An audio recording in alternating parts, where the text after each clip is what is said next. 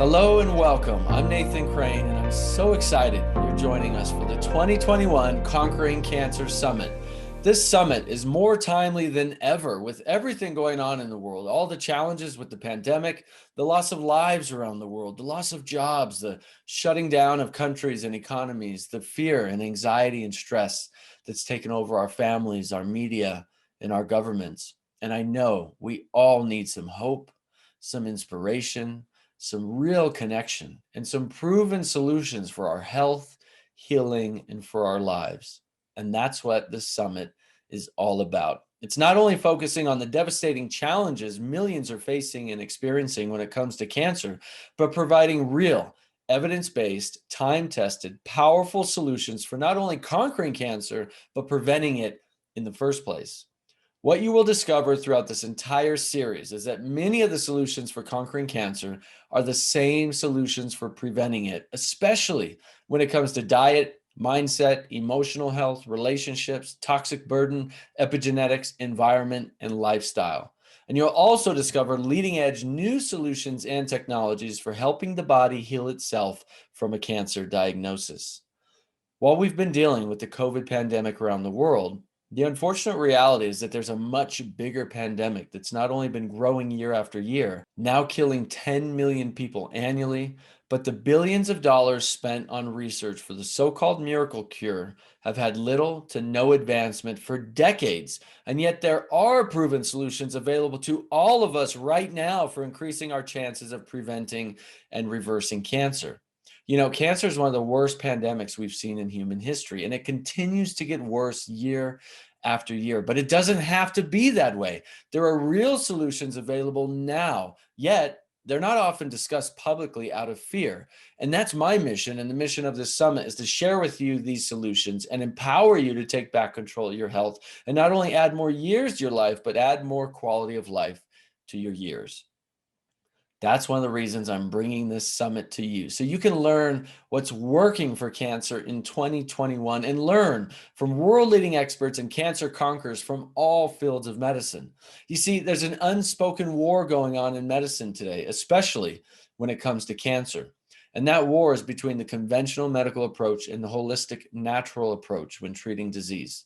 But the problem with that war is that both sides have powerful and effective solutions for cancer. And rather than say one side is right and one side is wrong, I've discovered over the past 15 years that when we look to both sides to learn from and implement what's actually working while getting rid of what's not working, we can move forward into a truly integrative paradigm where all forms of medicine are supported and utilized to get the best results for you and your family. You'll learn from cancer experts and cancer conquerors during the summit who have used medicine from all fields, from conventional and modern and cutting edge to indigenous, holistic, ancient, and natural, oftentimes using both together to get incredible results for themselves and their patients, creating the most likely chance for conquering this disease once and for all. This first day of the summit is all about seeing how a truly integrative approach to health and healing can be just what we need to create the best results for your health and the health of your loved ones. It's about understanding what caused this divide in medicine in the first place, and more importantly, what each of us can do about it. So again, I want to thank you for joining us for the Conquering Cancer Summit.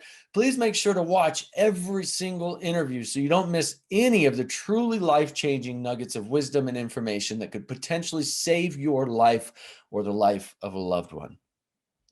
Also, please make sure to share this summit on social media, via email, and with your friends and family, and anyone you know who needs this information, this inspiration, these solutions, and this hope.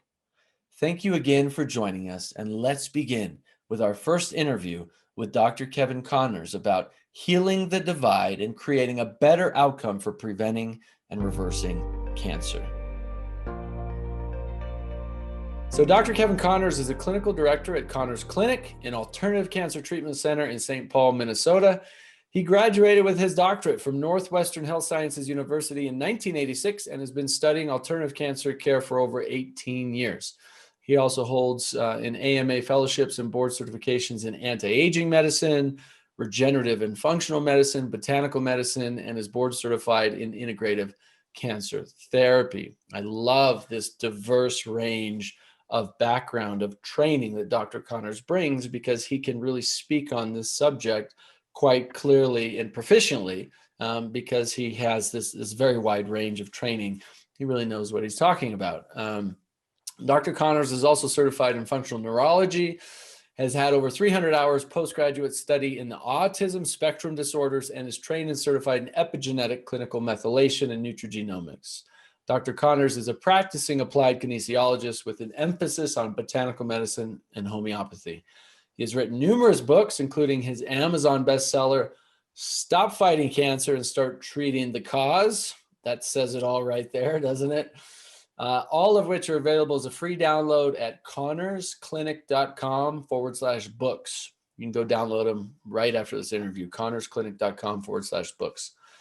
Dr. Connors, thanks so much for joining us. Fantastic. So excited to be with you today, and adding whatever little tidbits of insight I can give you. Well, you have quite a bit to share, and quite a bit of a background and experience to share from. So, you know what you're talking about, and I'm excited that you're here with us to bring all that wisdom and experience to all of our viewers and listeners. So let's really start at the foundation, right? There's really two camps we see today when it comes to cancer treatment, right? We see more of the holistic natural camp, and then we see more of the conventional medical camp. Why, from your experience, why is there this huge divide in cancer treatment today? Why is this huge divide between, these two kind of core treatment methodologies? Well, there has been a huge divide really since the late 40s. So, and that division was created, if we want to get back into the history of it, the division was created by the American Medical Association at that time, when they put the kibosh on anybody that wasn't using standard chemotherapy drugs for the treatment of cancer. It wasn't just a division with treating cancer, it was a division with treating anything. So if you weren't using pharmaceuticals, you were considered a quack. And these people were shunned. This is when the Gerson clinics were shut down. This is when all the Mexico cancer clinics began, because people were basically went to work and saw chains and padlocks on their door, and they were shut down. If it happened today, we'd have the FBI raid a clinic and shut the place down, steal all their files, steal all their laptops and everything else. So that created the division. The pharmaceutical industry stepped in and said, if you're not doing things our way, then you can't be a doctor treating people in the United States. And that created this separation. Prior to that, prior to pharmaceutical that taking place, I mean, homeopathy was a standard of care. Herbology was a standard of care. It was coffee enemas and things were in the standard of care manual taught in medical schools back in the early teens and 1920s. And all that went out when pharmaceuticals just took over the industry.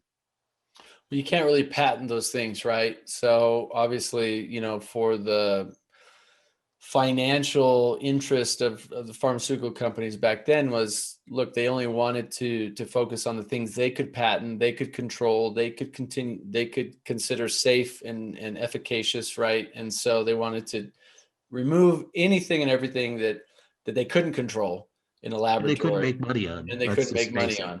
Yep. So there was no money in herbology. There was no money in doing coffee enemas. There's no money in doing detoxification. The money was in giving people drugs and prescribing medications. Like it or not, that is what caused the division. And that is still what is continuing to create the division. Now, I don't personally know a lot of medical doctors that are in their field that are trying to utilize herbs, that are trying to recommend other things, dietary approaches for their patients. But currently, where I see the divide currently is that, doctors aren't trained that way. So anything that they are going to learn as far as diet and nutrition and, herbs and homeopathy, they have to learn outside of school. And I did a lot of training in my integrative functional medicine training. It was actually through a medical organization. My fellowships are through a medical organization, AMA approved medical organization. So even in my classes there, they were mainly all medical doctors. And actually, when I first started doing the fellowships, I don't know, 10, 15 years ago, I was a little nervous because here I was a chiropractor going and taking classes with medical doctors. And in 1986, when I graduated from chiropractic school, you had to kind of tell people you were a chiropractor under your breath because it wasn't a cool thing to be in the natural health field back then. Now it's, you can say that you're in the natural health field, you're a naturopathist, or you're a chiropractor, or you're a herbologist, or you're doing some natural care, and at least people have interest in it. You're not shunned. The biggest question I got is, well, why didn't you become a real doctor? So when I was in my classes with these quote unquote real doctors, I was a little nervous. And my first roundtable discussion with them, everybody was going around, what do you do? I work in the ER or this, and I do this or whatever. They got to me and I'm a chiropractor. I didn't know what they were going to say. And I was shocked actually, because all of them said, oh my gosh, you are so lucky. I'm like, okay, why am I lucky? And they go, you don't understand. We are wearing the golden handcuffs. Everything we're learning at this symposium, everything we're learning at this cancer fellowship, we can't even practice or we'd be kicked out of our clinic group. I can't wait I had 3 doctors just that day say, hey, when I'm done, with I get my student loans paid off, can I give you a call and come practice with you? Well, I have yet to have any of them call me, but the truth is that they, are hundreds of thousands of dollars in debt. Mainly learning these things, if they are learning these things, these things for their own care or their own personal family's care, and not even, sell or recommend fish oils in their practice. The practice of medicine, the way I see it, has changed so much.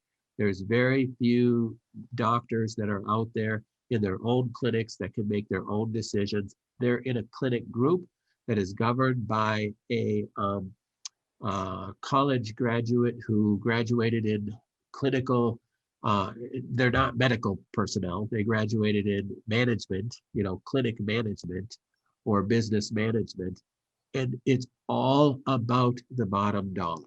And it's all about recommending the right medication. And if you're taking a step out of that and recommending diet or nutrition, these people could get in trouble with their employer.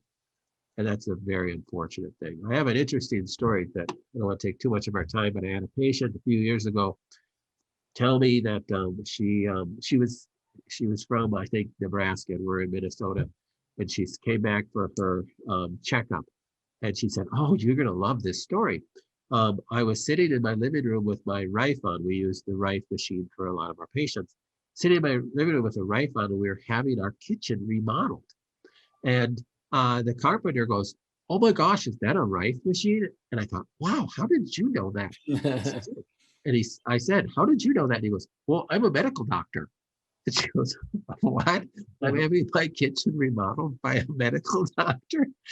And he goes, "Yeah, well, I'll tell you the story. I practiced for 12 years, and we have these weekly meetings, and the pharmaceutical reps are at this weekly meeting, and we were being barraged by the pharmaceutical rep at another weekly meeting, being yelled at because we weren't prescribing correctly." And I've just had it up to here with this. And he said, at this meeting, he said, "You are not prescribing correctly because we know that 87% of the people that you prescribe Lipitor to will have this set of symptoms that you're supposed to prescribe this drug to. And we know that 47% of those people have these symptoms that you're supposed to prescribe this drug to. and you only have X amount of percentage of script prescriptions of this and X amount of prescriptions of this. And we were getting yelled at by the pharmaceutical rep for not prescribe. That is the practice of medicine. He goes, I had it. I can't do this. I practiced carpentry with my dad, who was a carpenter, before I went to medical school. And I went home and I said, Dad, you need some help because I ain't practicing this kind of medicine anymore. And he quit. Wow. That's what the practice of medicine has evolved to. And it is very unfortunate.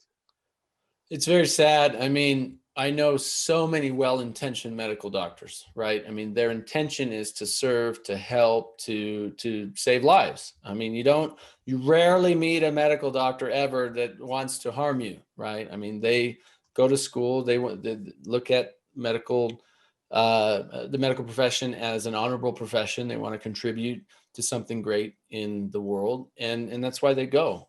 Some want to go just for the money, but it's rare, right? Money certainly starts to take over and influence many of the decisions, unfortunately. But what you find is it's the schooling, right? I have talked to so many medical doctors over the years, many who have got fed up, just like this person who was remodeling your house, who used to be a medical doctor, and they continued with the profession, but they did as you did. They went and got certified in functional medicine. They went and got certified in holistic medicine. They went and got certified. And so they started finding other solutions because the conventional medical approach wasn't working for many of their patients.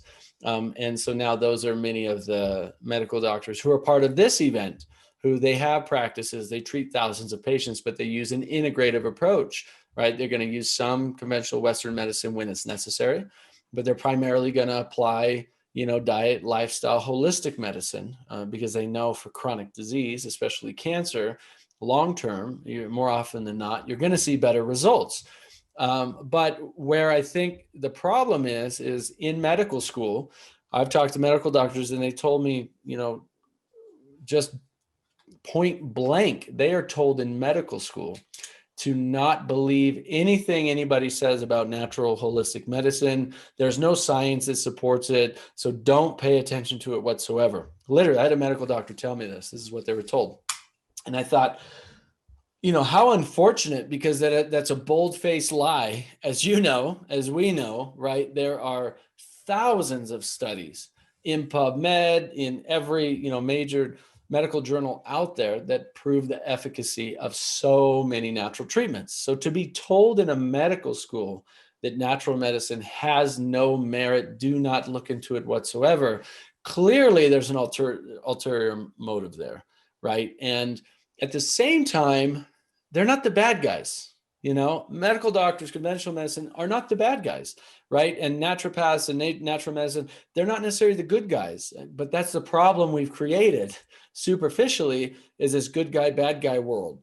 And now who suffers? The patient suffers, right? And maybe you can talk a little bit about that. Why has this division between, these varying methodologies cause more harm to people, especially people dealing with cancer, really than ever before? Well, and I think you're absolutely right. It causes harm because we should be connected. Like I told you the other day, that I've told my patients that, hey, our clinic should be in a wing at Mayo. And I'm not saying our clinic because I'm bragging about us, but I'm just saying clinics like ours should be in a wing at Mayo and other big cancer centers, because you can work synergistically. And it isn't do one with the exemption of the other. You can't do both. You could always do both. They can complement one another. And we miss that when people think that they have to make that choice. I don't want my patients to be dogmatically positioned. So when a patient calls me and they might be on the good guy, bad guy side, and they think that natural medicine is the good guy and that standards of care is always the bad guy, I try to even reposition those people, because I don't think that's a healthy way to look at it. It's like, yeah, okay, well, let's stop here a little bit. Let's just say this differently. You don't want to do chemo, but are you willing to be open to it doesn't mean that we have to do 15 rounds of it or something, even if that's what they recommend. You could just do 1 round or 2 rounds to knock this down. Or should we use some radiation to knock this down? Or should we debulk the cancer with surgery? And so often I get on the phone talking to people is, oh, you can do that? Um, it is, it is, it is unfortunate that when a person goes to an oncologist and hears the diagnosis of cancer, and then the oncologist lays out the protocol, that they don't say, here's the protocol that I'm recommending. Now, we don't have to do all of it. We can do pieces of it. You can do other things as well. And we can go step by step and see how we're doing and change this. Um, I've never heard anybody have somebody say that unless they were the ones that brought that up. But that is the truth. You're an adult and you can make those choices and think rationally and do pieces of, everything that you're gaining knowledge on. And I think those are the people that are going to have the best results. So even my patients that are way dogmatically positioned to the right, if you want to call it, where they want to only do a natural approach to their health care, sometimes it's important to bring it back to the middle and say, well, let's be open to other sets of care and other knowledge bases that are out there. We want to treat you in the best way possible for you to receive the best outcome, not just from a dogmatic position. It's so important, right, to recognize that both sides have their faults, right? And both sides have their challenges and their problems, and both sides have their goods, their benefits, their higher qualities. And so once we recognize the full truth rather than just my truth, my truth used to be only natural, only holistic. I don't want anything to do with this conventional crap. I don't want any of these drugs. I don't want any of this. But as I've, hopefully gained a little bit more wisdom over the years, 15 years now in natural health and 8 years specifically dedicated to cancer, I've come to see a bigger picture. And the bigger picture is, both sides have problems, right? Even the naturopathic approach or the holistic approach, far too often we treat the disease just the same as conventional medicine does. It says, here's your disease. All right, I'm going to prescribe you this, this, this, and this, and have a great day, right?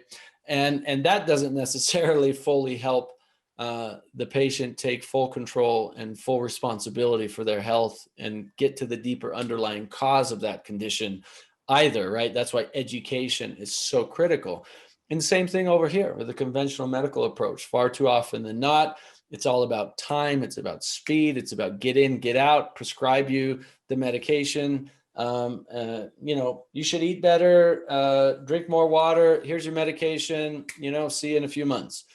And they wash their hands. It happens in both sides, right? This side may have less side effects, but the same thing's happening far too often, more often than not. And so one, addressing that and saying, okay, there's a problem, let's fix it, right?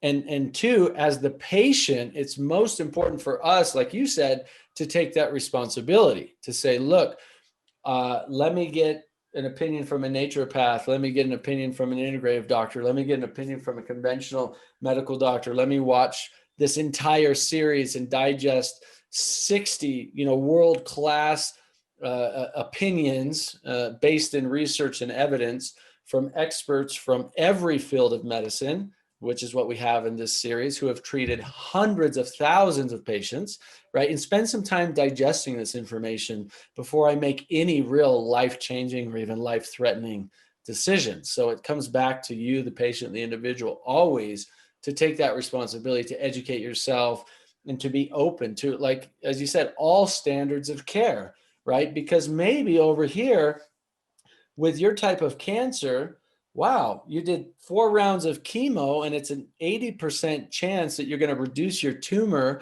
by 200%, for example. And in addition, over here, you're doing nutraceuticals and you're doing exercise and you're doing herbal supplementation and you're doing infrared sauna and you're doing, oxygen bath therapy and you're doing all these other immune supportive, enhancing functions that helps even counteract the negative side effects of that chemo. or like a low dose IPT chemotherapy, for example, and boom, cancer goes away, right? Because you took the best of everything that we know today works, rather than just saying, oh, that's all bad, or that's all bad, not doing it. You do what works. And I think that's the future of medicine, right? The future Well, of and I think medicine. one of the problems that medicine, as well as naturopathic, natural medicine, uh, the traps that we fall into, is that we treat a person in a protocol, Mm, is looking at each person individually. And part of the problem with that is that the doctors are way too busy to treat people individually. So that currently you see now in the practice of medicine more non-medical doctors doing the treatment. They have physician assistants and such, and they're just following a standard of care protocol. We do this, we do this, we do this, we do this, we do this, partly to cover their tail for legal reasons, partly so that they don't end up with lawsuits against them. They followed this standard of protocol. So even if the patient is doing poorly and getting worse and worse and worse, well, they can't sue us because we followed the protocol and the person died. That's really unfortunate. Everybody's an individual. And just because I have Hodgkin's lymphoma and I have a really good chance that the standard of care chemotherapy is going to work for me, hey, goodness sakes, personally, right now we have Hodgkin lymphoma patients that did horribly on chemotherapy. Why? Because they're individuals. Everybody is unique, and you can't take a person and go, here's the protocol for prostate cancer, just do this. Here's the protocol for breast cancer, just do this. Everybody's different. So even from a nutritional approach, everybody's different. Does every breast cancer patient need DIM? Maybe not. Does every prostate cancer patient need XYZ approach? Well, no, they don't. You have to treat them differently and uniquely, and have ability to test for that unique difference in treatment. And that takes time. And that takes also what you just alluded to, the patient taking responsibility also for their care. And that takes the patient wanting to educate themselves. So hopefully the people that are watching videos like this and the cancer symposium that you're putting together, there are those individuals. And I'll tell you right now, those are the people that are going to get the best results, because they're integrating the right thing for them.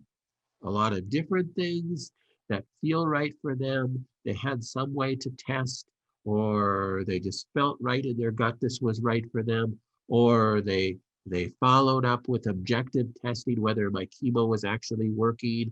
What if I added some natural things like curcumin and different things to it? Would it work better? And you used objective data and subjective data to decide what's best for you, instead of just following some standard protocol and let the responsibility fall on some doctor. beautiful. Very well said. So now the $1,000,000 question, right? What would shift? What would shift in our planet today? What would shift for the individual, for the cancer patient, for ourselves, for medicine in general, if natural medicine and conventional medicine came together to provide truly effective integrative treatments for cancer patients? Well, if that happened, we'd see results, much better results. But that can happen, but we don't have to wait for the doctors to do that. Whether it be a natural doctor saying, hey, maybe we should use some chemo here too, or the standard doctor saying, hey, maybe we should use some nutrition and diet here too. Don't wait for that to happen. You don't have to wait for the professionals to make that decision.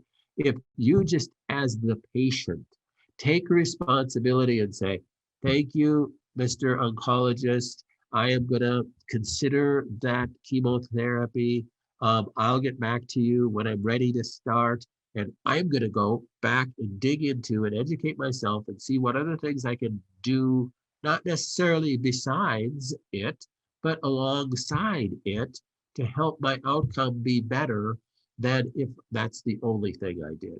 And when we as a society take control and responsibility back for health care, then we're going to have better outcomes. And I think we are already seeing better outcomes in cancer. And the reason we're seeing better outcomes in cancer is because of things like this. People are educating themselves. So that's the key. I mean, there's a lot of bad things that, the internet has brought us as a society. But the good thing that the internet has brought us with society is the ability to educate ourselves in things that, we would have to go to medical school, college, library to dig up some things. And now if you want to know, is curcumin, is that even effective in cancer? Well, let's do a Google Scholar search. It takes you 30 seconds to pull up, wow, there's 600 pages of Google Scholar articles on curcumin and cancer, and you, boy, that tells you a lot. You don't have to wait till your next doctor appointment to get that information. So the more each of us as individuals, patients, us lay people, can educate themselves, the better equipped you're going to be able to make decisions, whatever your doctor tells you to do. And that's what I even tell our patients. It's like, okay, this is what I'm recommending. But by all means, if you feel like God is leading you in a different direction, or you think that from your gut you should add this supplement, or you think in your heart you should do chemo too, you have to trust that inner voice as well. And when the more you educate yourself, the better off you're going to be in being able to actually hear that inner voice and not be governed by fear, because that is, to me, is the gravest mistake.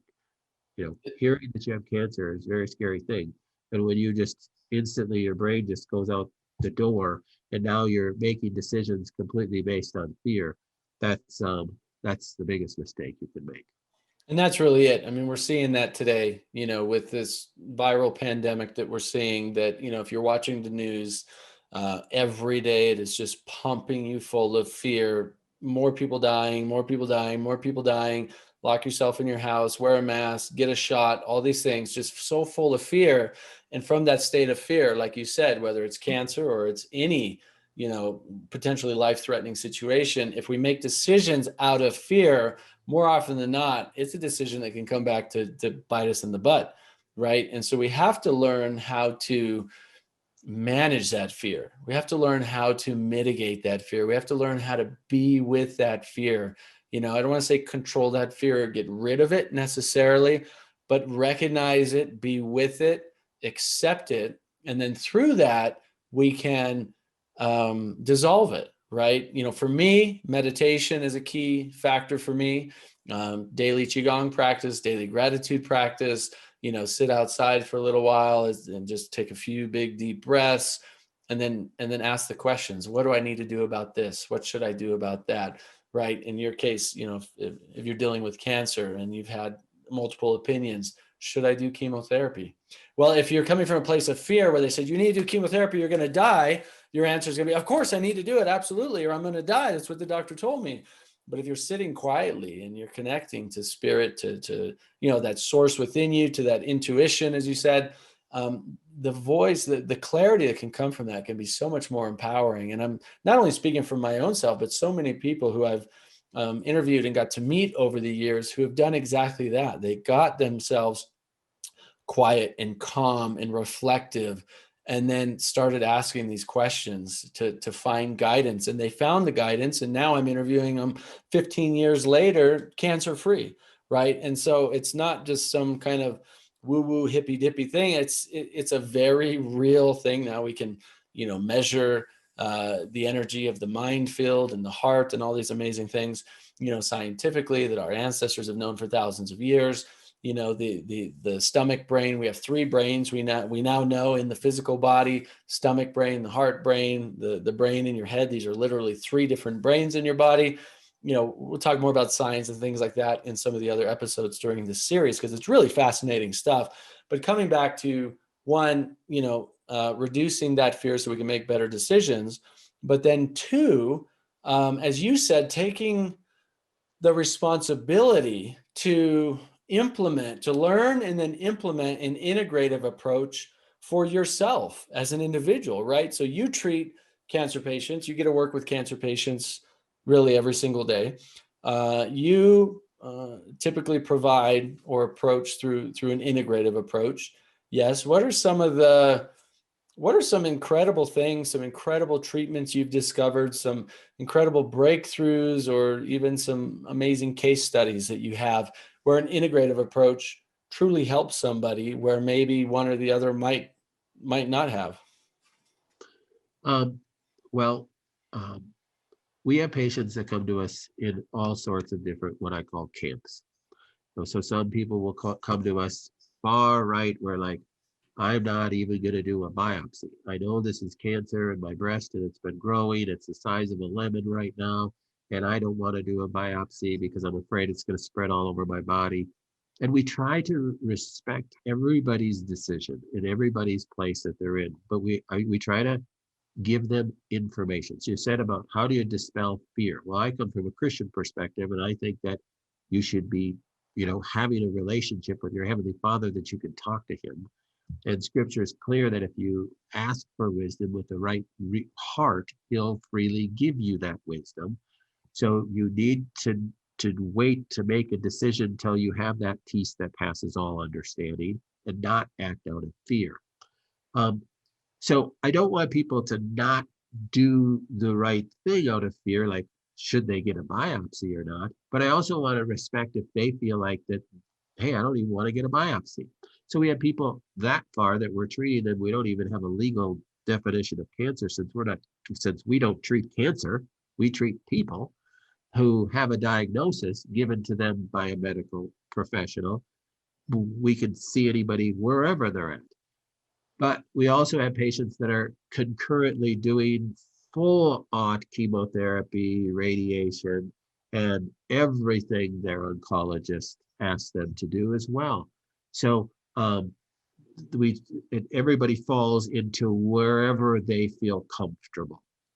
Um, and I think the best way to dispel fear is through information. Mm, So yeah. just like you said, how it compares to this pandemic, quote unquote, that we're in today, there's people making decisions to do something that can't be undone. Well, you can take your mask off, but you're going to get a vaccine. You can't undo that vaccine. This is an experimental RNA drug that people are putting into their bodies that cannot be undone. And why are they doing it? It's totally based upon fear. It's not certainly not based upon any viable information. So that has got to get people to start asking questions.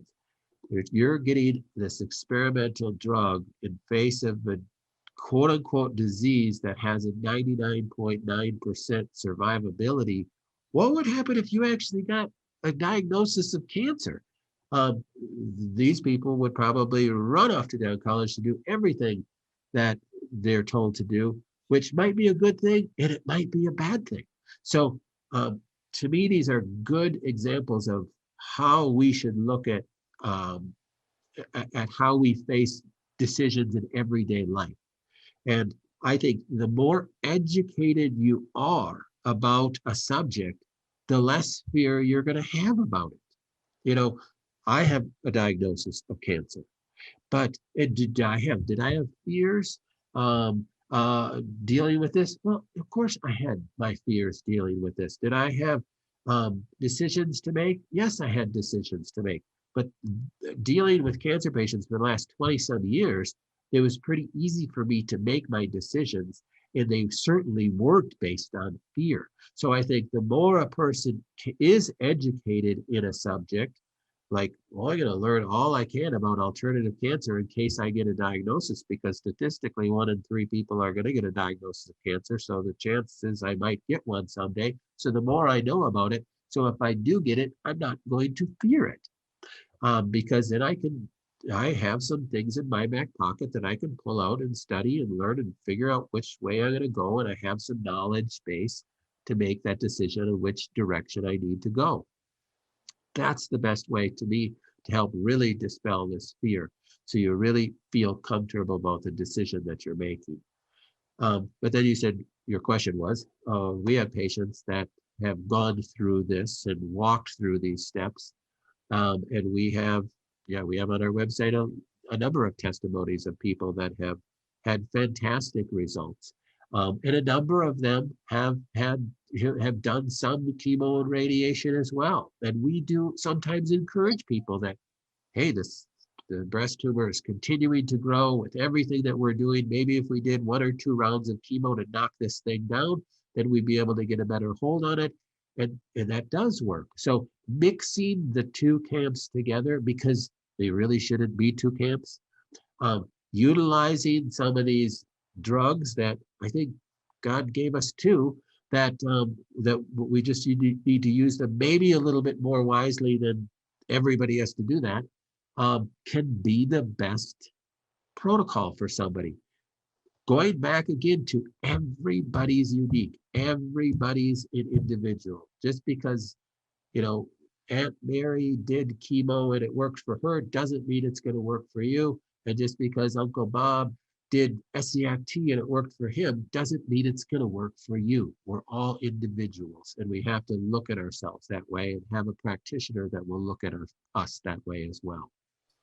Absolutely. And that's, it really helps having a very well-educated mentor, guide, doctor, integrative specialist in your corner. I teach people in my masterclass, Becoming Cancer Free, to build your integrative success team. And I recommend having at least 3 people, whether you just consult with them once in a while. You don't even have to be a full-time patient with them. One of them you might be, but having 3 key people on your team, right? A holistic or an integrative medical doctor, or even a conventional oncologist as one of them is a great, person to have in your team. Diagnosing. They are the best at diagnosing. Let's be honest, right? At really looking in and finding what's going on. They have best technology and tests and resources. And so, having that person. But then also having a naturopath or a holistic doctor or a functional medicine practitioner, right? Because they're going to be able to help you understand certain things and choose certain protocols that, your conventional doctor, your oncologist, and even often your integrative medical doctor may not have access to. And then third is I always recommend having somebody who is a really well equipped in emotional healing, mental emotional healing, right? Whether it's a very well-respected and trust hypnotherapists. Hypnotherapy is so powerful in healing emotional trauma, or, your spiritual teacher or whatever that might be. Having 3 is ideal, great, because then you have specialists in each area, right? Or a doctor of Oriental medicine might be here in place of a functional medicine practitioner, for example. But rarely you find one person that has 40 or 50 years experience in all 3 of those areas, but sometimes they do. I mean, you yourself have vast experience in a lot of these areas. But I do encourage people, build your integrative success team, because now you can bounce ideas off of each one. You can get their feedback, their input, and you can be so much more empowered to actually make better decisions for your health. But again, we have all of those experts here as part of this series. So make sure you listen to every single interview and episode as part of this series, because you're going to learn 1,000 years of information in just a handful of interviews, right? That's the beauty of what we get to do here. And then, choose who you want on your team. So I would love for you to talk a little bit about your own story with cancer, Dr. Connors, if you would. I'd love to know a little bit. You said you had cancer and you went through it, and you were talking about yourself personally. That wasn't just a story you were relating to. No, I have cancer too. I have extramammary metastases with mets to my colorectal area. But I just had a clean scan 2 weeks ago. Woohoo! So that's Really? great. Yeah. So when were you diagnosed? 4 years ago this month. Okay. And what were the biggest things you started changing and working on and implementing? Well, I changed my diet. I did exactly what I would do for my patients. Now, again, okay, so I said take an integrative approach. If chemotherapy is the right thing for you, then that should be something you should add. was a really easy decision for me because chemotherapy, there isn't really a chemotherapy drug that works for extramammary Paget's disease when it metastasizes to the colorectal area. So it's not colon cancer. So none of the colon cancer chemotherapies work. A couple of years before my diagnosis, Mayo had just finished a study on 10 or 12 different people. And they were all excited because one of the people in the study lived 16 months. Jeez. To me, that's like, okay, well, that sucks. I ain't doing that. You know, Well, and it was funny because the quality of life they, usually well, it's so yeah, depleted. yeah. Well, interesting in that study, the one who lived 16 months, they said it put him in remission, and then it came back, and he refused the chemo to do it again, which told me it probably was heck going through that chemo. Yes. So it was easy for me to make that decision to not do anything. I mean, I went through some dark times trying to figure out the frequencies to use for my Rife because my type of cancer is super rare and there are no known frequencies. And we use the Rife in our office. And so frequency medicine is a big piece of our healing. Of course, I use specific nutrition, tested on constantly, tweaking it, dietary tweaks. And What were some of the biggest nutritional pieces you implemented? dietary, Yeah. staying away from dairy, and meat was an issue, was a driver for me at the time. Now I eat some meat again, but meat was a driver at the time. Dairy was a driver at the time. So you went off meat and dairy completely. Meat and dairy completely, yeah. Any My specific herbs fairly or vegan different diet. things, therapeutics? Nutrition wise, supplement wise, I use black salve bloodroot. I used a product called Evolve Immune, which is a polysaccharide made from aloe. So polysaccharides work really well for me. Polysaccharides are components of medicinal mushrooms and things. So they tested well for me. So I use those. Some digestive enzymes, not full enzyme therapy, but some digestive enzymes, and numerous other things on and off. And the way we test people with kinesiology is their protocol can change over time because the cancer is constantly trying to survive, trying to grow, trying to find a fuel source, and you're, as the practitioner, trying to cut that off at all costs. So typically we see a person do better, do a little worse, do better, do a little worse, do better, do a little worse. It's not a graph where they're just getting better, getting better, getting better, usually. So you see this undulation and you have to tweak their protocol, tweak different things at different times.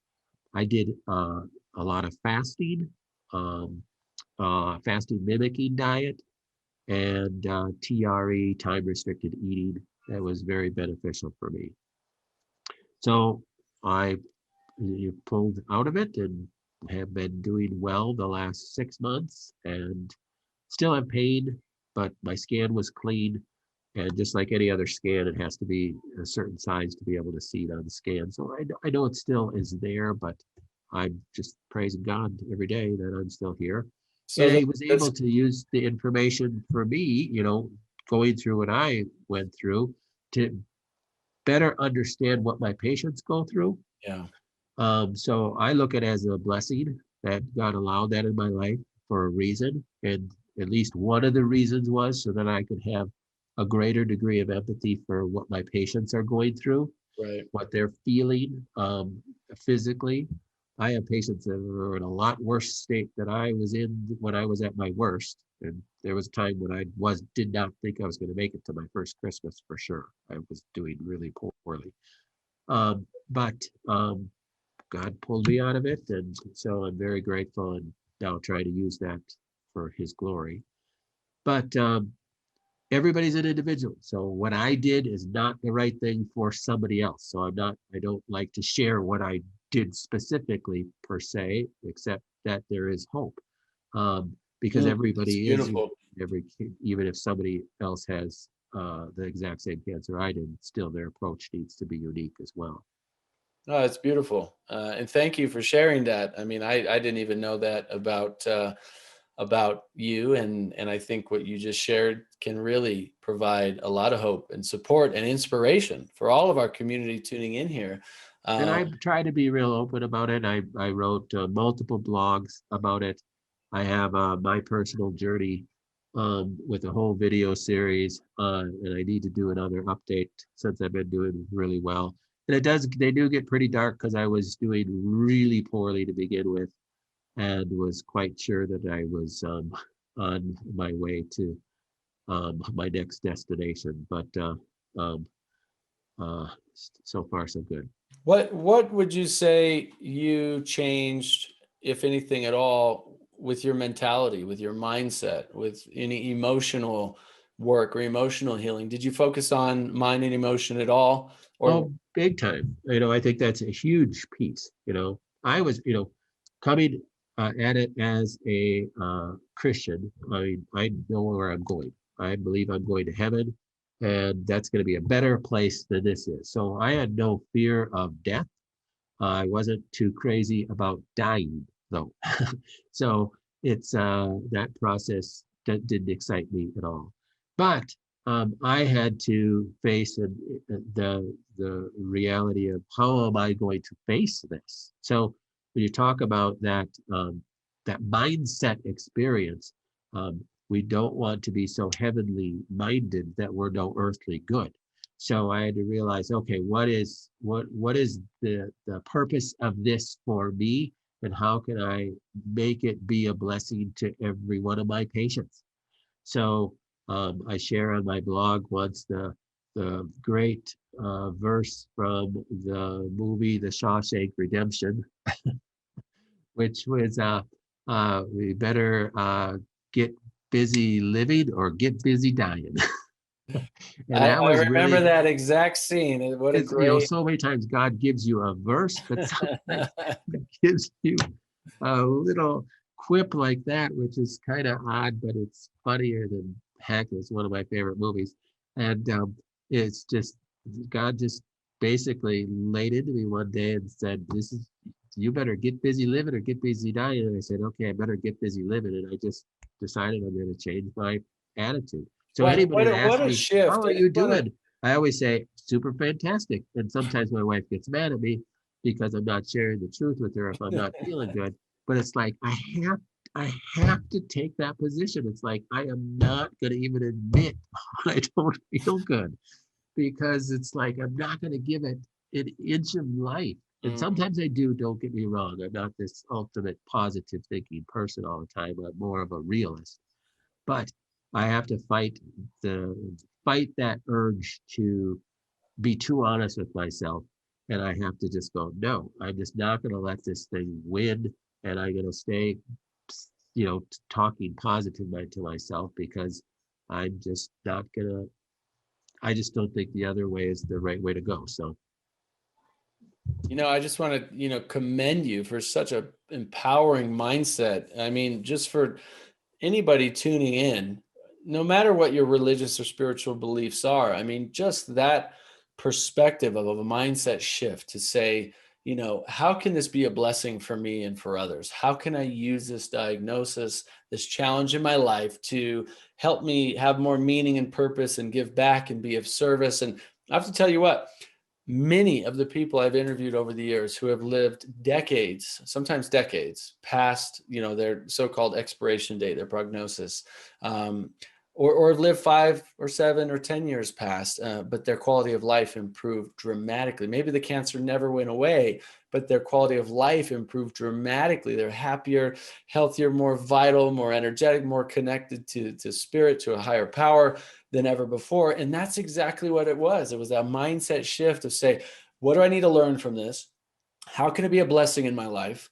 And how can I use it to be of service, right? And so again, it's whatever anybody's religious or spiritual beliefs are, it's that mindset shift that can change everything for you in a second. All it takes is to make that decision internally that this is a blessing and not a curse. And now how do I make it that a reality in my life?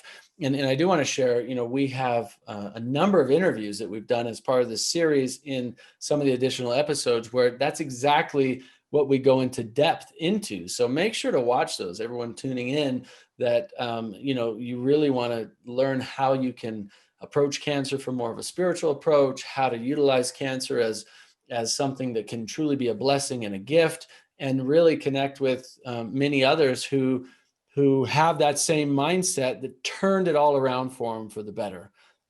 So yeah, I just want to commend you for that and for sharing that. I think it's so empowering, and I really appreciate that you opened up and shared Well, that. I think, for me, I think God really gave me that idea years ago because even before was diagnosed with cancer.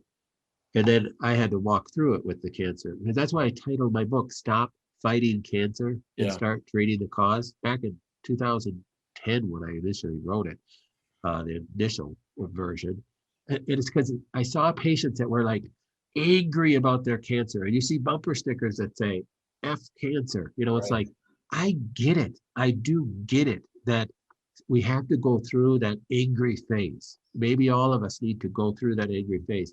But I think you have to come out on the other side and go, okay, what can I learn about this? This can be a blessing. It's not just all about me. What do you got for me here, God, to be able to help others and step outside of yourself a little bit instead of being angry about your situation? Go take a step back and go, okay, how can I make this about other people and about serving other people, and and uh, and yes, take an objective look at yourself and your cancer and how am I going to treat this, but take a step out of that angriness and that bitterness, and I think that's the real. You're not going to get to healing until you get to that point.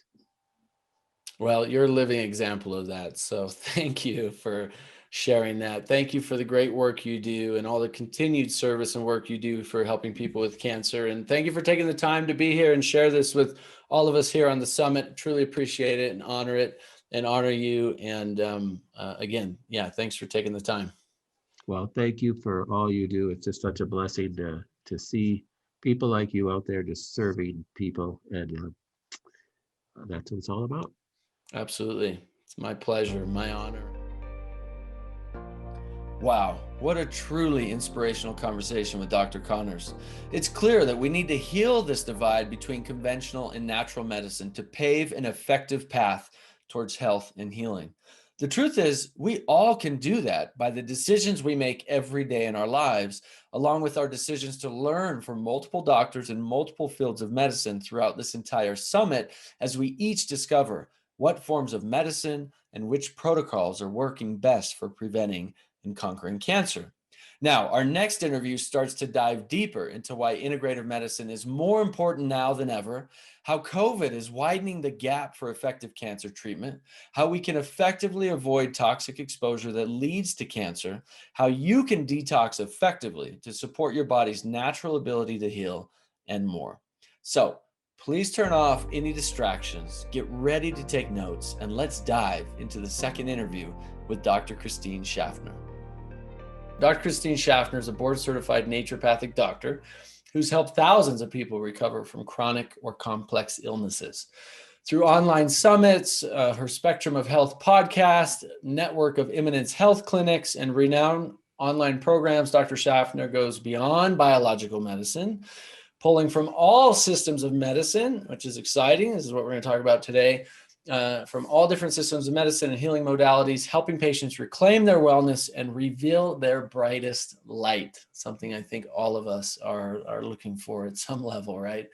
With her diverse skill set, Dr. Schaffner seeks to improve access outcomes and speed of recovery for patients struggling with chronic, complex, and even mystery illnesses. Patients travel from all around the world to reclaim their wellness using her ECO methodology, EECO methodology. Her website is drchristineschaffner.com. I do encourage you to go there and download her free report and get in touch with her and the great work that she does. That's drchristineschaffner.com. Dr. Schaffner, thank you so much for joining us. Oh, thank you so much for having me. It's an honor. Yeah, it's my pleasure. I'm honored that you've joined us here for this event, and I know we're going to really cover a lot of information that's going to help a lot of people. So let's dive right into the topic of integrative medicine, right? Why is integrative medicine, from your perspective, why do you think it's more important now than maybe ever in human history? I think it's such a good place to start. And as we're going through the challenges that we're going through right now, Nathan, we can see the world becoming more and more polarized, right? And we can see that polarity show up in so many parts of our life. And unfortunately, we're seeing that as we walk through the pandemic and all the chronic illness work that I do, we see this polarity between conventional and alternative medicine. And I think, as you and I are both passionate about, is like, how can we change this conversation of how can we take the best of both worlds and really merge them so that the patient really has the care team that we all want for them. And just a little aside, I grew up in a conventional family. My father's an oncologist, my mother has a nursing background, and so I've been in that system, and I've seen the unfortunately the failures of that system, but I also have seen some of the great pioneering work that many big-hearted doctors and researchers have contributed. And I think like in any system, when the systems get big, there can be, unfortunately, some of that passion or that information can get lost. And so it's almost like we have to re-inspire those people on the ground floor of conventional medicine, how they are making a difference in people's lives. And I often say, because I see patients who've seen, I was one person's 54th doctor. And so I've seen patients who've, gone to all the conventional, exhausted the conventional routes. They usually don't come to alternative medicine because that's how they grew up or that's how they were naturally inclined. It came from a process of, unfortunately, being failed, not seen, dismissed, misunderstood by our conventional paradigm. And so, I often say, I see a lot of neurological illnesses, and I see that neurologists are some of the smartest people on the planet, right? All the schooling they go to, all the work that they do. And I think I'm like, how frustrated would I be if I was a neurologist and some patient that came to me had, underlying causes that I don't know yet how to communicate, and I'm only given like 4 or 5 drugs to actually help them, and I'm like, that could be really frustrating. Because on the flip side, in the alternative world, we have our toolkit is so big to fault. I often overwhelm patients because I share so many things. I, give them so much information. And so, I think about, as we were talking about the opportunity here as our healthcare system is in a healing crisis, is how do we move forward with an integrative model where we can take the best of conventional medicine, and really, I think where alternative medicine shines is their therapeutic toolkit. There's so many tools, so many ways to support people, and also this understanding of, okay, what is the root cause? I had a teacher, a mentor of mine in school, say nothing is random in the body, right? So we have to get away from this, like, oh, it's just our genetic destiny, or we're just this random event is happening that we're victim to. Like, we need to come back and reclaim how empowered that we can be, and how no matter what illness that you're facing or what the diagnosis is, there's always a path forward, and there's always an opportunity to heal. And so I think that that's what inspires me. That's what I'd like to see in my lifetime, in my career, how we can really pave the way that we're not in this polarized 2 camps, but how we work together. And I've had, patients where I have really awesome neurologists too, who are really, more open-minded, who are in the functional camp. And we work together as a team, and those patients really accelerate their healing. Yeah, I love how you just frame that, and I think it's more important now than ever, right? That Yeah. we do come together, because we've had this unspoken war Mhm. happening, right, between natural medicine and conventional medicine. I think it's unnecessary, because who suffers? It's the patient that suffers, Mhm. right? And it's this war of like, and you see it on both sides. There's somebody, especially dealing with cancer or another chronic disease or a viral infection like COVID, and say, no, I'm only doing natural. It's what I believe in. It's the only thing. And then they suffer because they didn't get the extra support they needed from a quite safe off-label drug that could have stopped the pathway that nothing else was helping. And then they died from it, unfortunately, right? Or they suffered long-term, or vice versa. Someone says, no, I'm only doing conventional. I don't believe in natural. and then they suffer from that because they don't get all the benefits of flushing the lymphatic system and enhancing the immune system and, cellular regeneration, all these things we need to keep the body living long and healthy. And so it's like, okay, look, if there are good, useful, helpful, effective resources from conventional medicine and it works and it's not super toxic or it's not going to destroy you or kill you, it's quite safe, why wouldn't we use it? And if there are proven herbs and supplements and nutritional therapies and energetic therapies and emotional healing and all these great things we know from a natural holistic approach that help you and have little or no side effects, why would we not use it? And then if they have a synergistic approach, oh my gosh, we have this new world. You and I spoke offline, this vision for this new hospital, if you will, of truly integrative medicine, a truly integrative approach, because it's really about let's use what works, let's stop using what doesn't. And at the end of the day, who benefits? Everybody, right? Yeah, I love that. And I'm a naturopath, and of course, I'm going to be more biased to natural therapies, understanding the body's ability to self-regulate and heal, all of these treatment modalities. But I've been very humbled in my short career. I've been practicing for a little over 10 and a half years. And I feel that I've been humbled so much by my patients where, when you kind of again, put the patient first and understand whatever is going to be for their best interest, whether it's a conventional therapy or naturopathic therapy. And again, that synergy with the right support at the right time.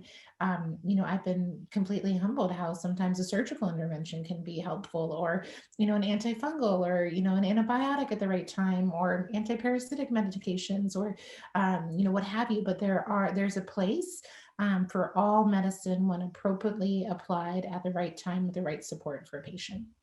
Absolutely. I think one of the challenges we're seeing right now as well with this, viral pandemic going on is it seems that this gap has either become more prolific or it's just become more at the forefront of what we're seeing more often now, more clearly, or it's even widened, right, between kind of these two camps, the natural camp, the conventional camp, because of COVID, right? And it seems that it's like you're either really strongly for everything or you're really strongly against everything. But my question is, how is that stance affecting people? Is it really serving the greater good for all of us, or is it causing more harm than good? I think when we look around, I mean, my clear answer for my reality and what I know to be true is that it hasn't been helpful for, individuals or the collective. I see a collective field of fear and panic and uncertainty and disempowerment. And I feel that we have so many tools that people don't have to feel disempowered right now. Again, no matter what is in our path, like this pandemic. Again, there are so many tools that we can do to support our biology, our terrain, and again, I've shared with this in some interviews. I work with a lot of chronic illness, and I work with a lot of Lyme disease and chronic viral infections and so forth. And it's kind of an unspoken understanding in the field that these are infectious diseases. These are diseases that are probably more contagious than any of us want to realize. And there is a knowing that when you work with this patient population, you are getting exposed, whether you like it or not. There's probably some respiratory transmission and so forth. And so, I had an awareness when I started working with this population that that was a possibility. And, it was up to me, instead of facing that with fear or, just kind of the reality that, oh, I was going to get sick because I was going to be exposed to the same things as my patients. I met it with, an empowering viewpoint. Okay, it's like, if I know that these things can cause X and I could be exposed to them, how can I continue to strengthen my immune system, support my detoxification pathways, and also not to maybe go here too quickly, but have an energetic field of protection, and that I know that I don't have to suffer with my patients in order to help them. And so, with that being said, it strengthened my reality and my understanding that it's not just about the bug, it's about the bug and the interaction with the individual's terrain. And when we say the word terrain, we talk about I use the word ecosystem a lot because it's about our immune system, but our immune system in the context of our microbiome. We are more, again, bacteria than human cells. It's also in the context of our virome, right? We have 380 trillion viruses in the human body. And how can, that just one interaction with one bug and not understanding that interaction between our microbiome, our virome. We even have a mycobiome. So it's, again, our fungal microbiome. So if we just think of that, really paradigm, one bug you're exposed to, you get infected, you do the one drug, and then either you get better or you get worse. We're missing this whole reality of feeling empowered and treating people. So terrain is not only this ecosystem of our these microbes in our body, but then interaction with our immune system. I think health is a big part of health, because what we've seen that has shifted and changed so much over even the last 20, 50 years is our increasing environmental exposures. So we're wildly overexposed to toxicants, and we're in this kind of grand experiment of how herbicides and pesticides affect the system, heavy metals, electrosmog, dental infections, and all the things of conventional dentistry. Also, when we think about our immune system, we think about toxicants, and we think, of course, of that interaction with our genetics. So the more empowering view of genetics is epigenetics, right? So how do these things help to optimize and shift? Right. And then I see, of course, a huge role in how trauma can affect our bodies. I think our physical bodies are a barometer for our unhealed and unresolved trauma. And so when you think about all those things, like, how can we not feel empowered to look at all of these things to strengthen our system and strengthen our field? So no matter what comes our way, we're resilient to that. Yeah, I love that you just said that. I mean, it makes me think about this kind of misinformation campaign that's currently happened, worldwide, where if you're asymptomatic from a viral infection, there's something wrong with that, and asymptomatic typically means your body's doing what it's supposed to be doing. It's handling that viral infection quite well.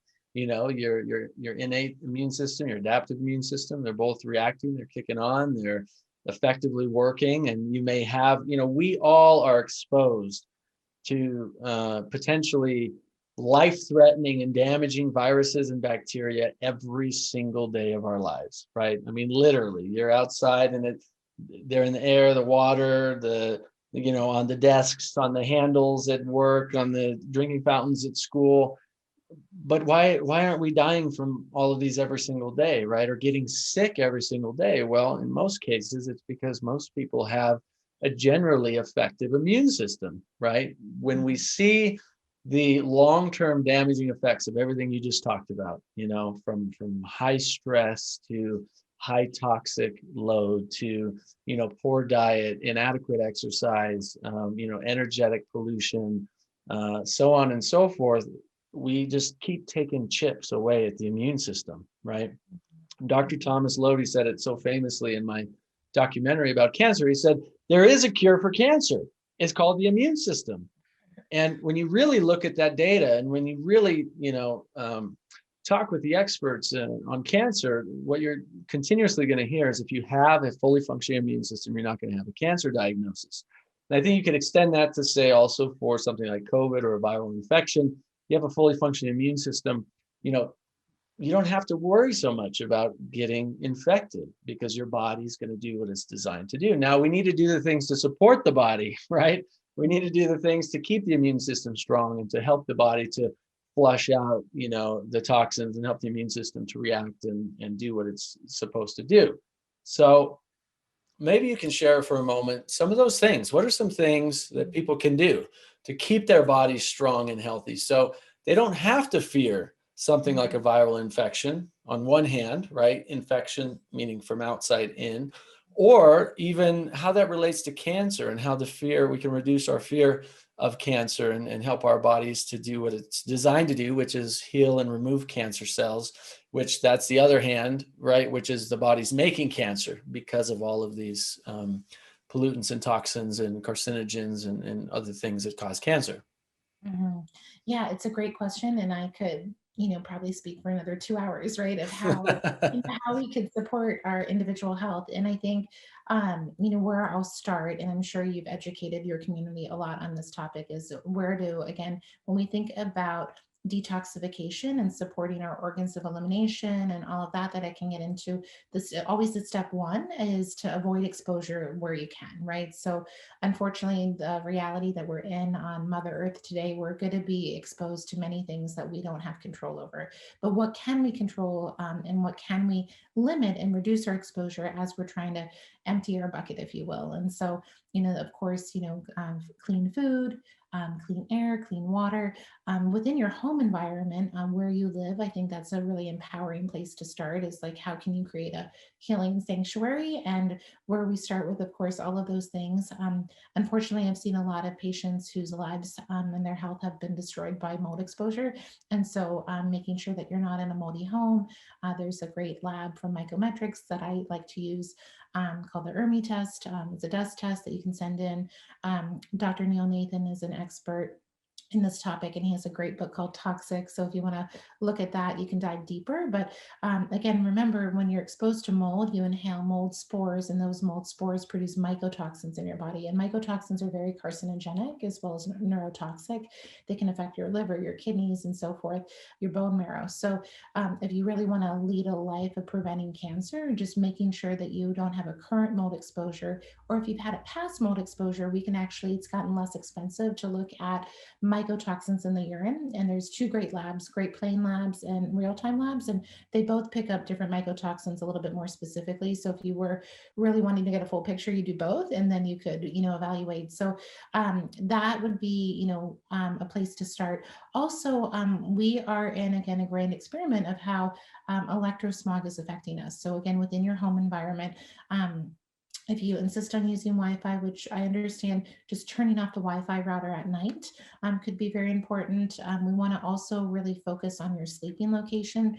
This is the time for your body to heal, repair, for your lymphatic system to work, for your body to regenerate, all of these things. And so we want you to be in a safe sleeping location. So that has to do with not having anything plugged in your bedroom. Again, turning the Wi-Fi off, try not to fall asleep with your phone on your face. Knowing if there is a cell phone tower, a 5G tower, or a smart meter close in proximity. The thing with electrosmog, it can feel very overwhelming, but distance is our friend. So if we know where things are, we can strategize. And also there's more and more shielding technologies and harmonizing technologies that serve a purpose. And so that would be as far as avoiding exposure. Of course, there's, lots more things to do within personal care products and cleaning products and, water and all of that, but I'm sure that's covered. And so then when I think about, the next layer, when we think about having a healthy terrain, I love educating people on how do we just really kind of chip away at this toxic burden that we are, again, all of us are going to deal with differently in our bodies. So some of us are going to be more resilient than others based on a lot of different factors. But if, none of us are really immune to it, but again, people will deal with this differently. So when we think about our organs of elimination, that's going to include our liver and, bile excretion through the gallbladder. Obviously, those toxicants that get eliminated through bile get eliminated through the stool. So having healthy bowel movements, your kidneys, and having clean water, electrolytes, so you hold on to your water. Your kidneys filter a lot of toxicity out through the urine, so supporting the kidneys. The lungs are really important. Of course, we've been very aware of the lungs, with COVID. And so, not only focusing on breathing exercises or just being mindful of, the health of your lungs. The lungs are a route of excretion too. So we remove metabolic waste from our lungs. And again, the lungs, when we connect to our breath, that also helps our nervous system. It helps our lymphatic system. And so we think about the lungs and then the skin. So sweating is a really great way to reduce toxicity over time. Home saunas are getting more and more affordable. And we know through studies in Europe and Finland that really to prevent cognitive decline, to support cardiovascular disease. And I think all of that goes in hand with cancer as well, that we, the more people sweat, the healthier they are. And so those are, really the main organs of elimination. And then I always bring into the lymphatic system. So the lymphatic system kind of gets a bad rap when you start talking about cancer, but it's really, really one of the most important systems in the body. And I think it's one Oh, of the most, it's your best friend if you have yeah, cancer. I mean, it should be, really.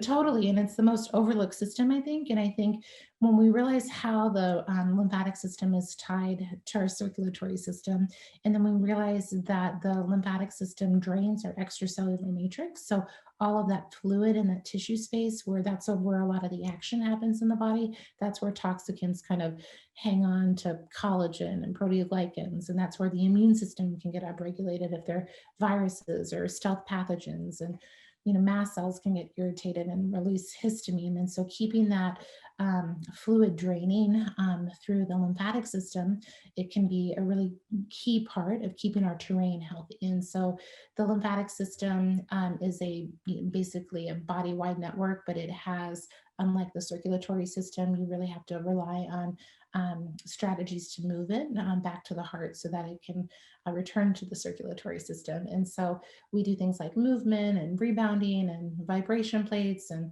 gua shas. And, I do a lot of lymphatic drainage at my office, and we have specialized equipment, but there's a lot of things that you can do at home and different topicals and herbs. And so the lymphatic system, even if you just took one thing, because I'm sure I just gave you too many, one thing to really hone in on to really support your health, it would be focusing on lymphatic therapies and strategies to do on a regular basis. So what would you say are your top 3 favorite lymphatic strategies? Yeah, it's a good question. So I, just when I think clinically, so I'll just tell you in my office first, and then I'll tell you what's probably more doable at home. So I have some skilled massage therapists that work on lymphatic drainage. And one of the things that we've learned, which I think is a missing piece in a lot of lymphatic drainage massages, is that there can be a buildup of lymphatic fluid in the abdomen.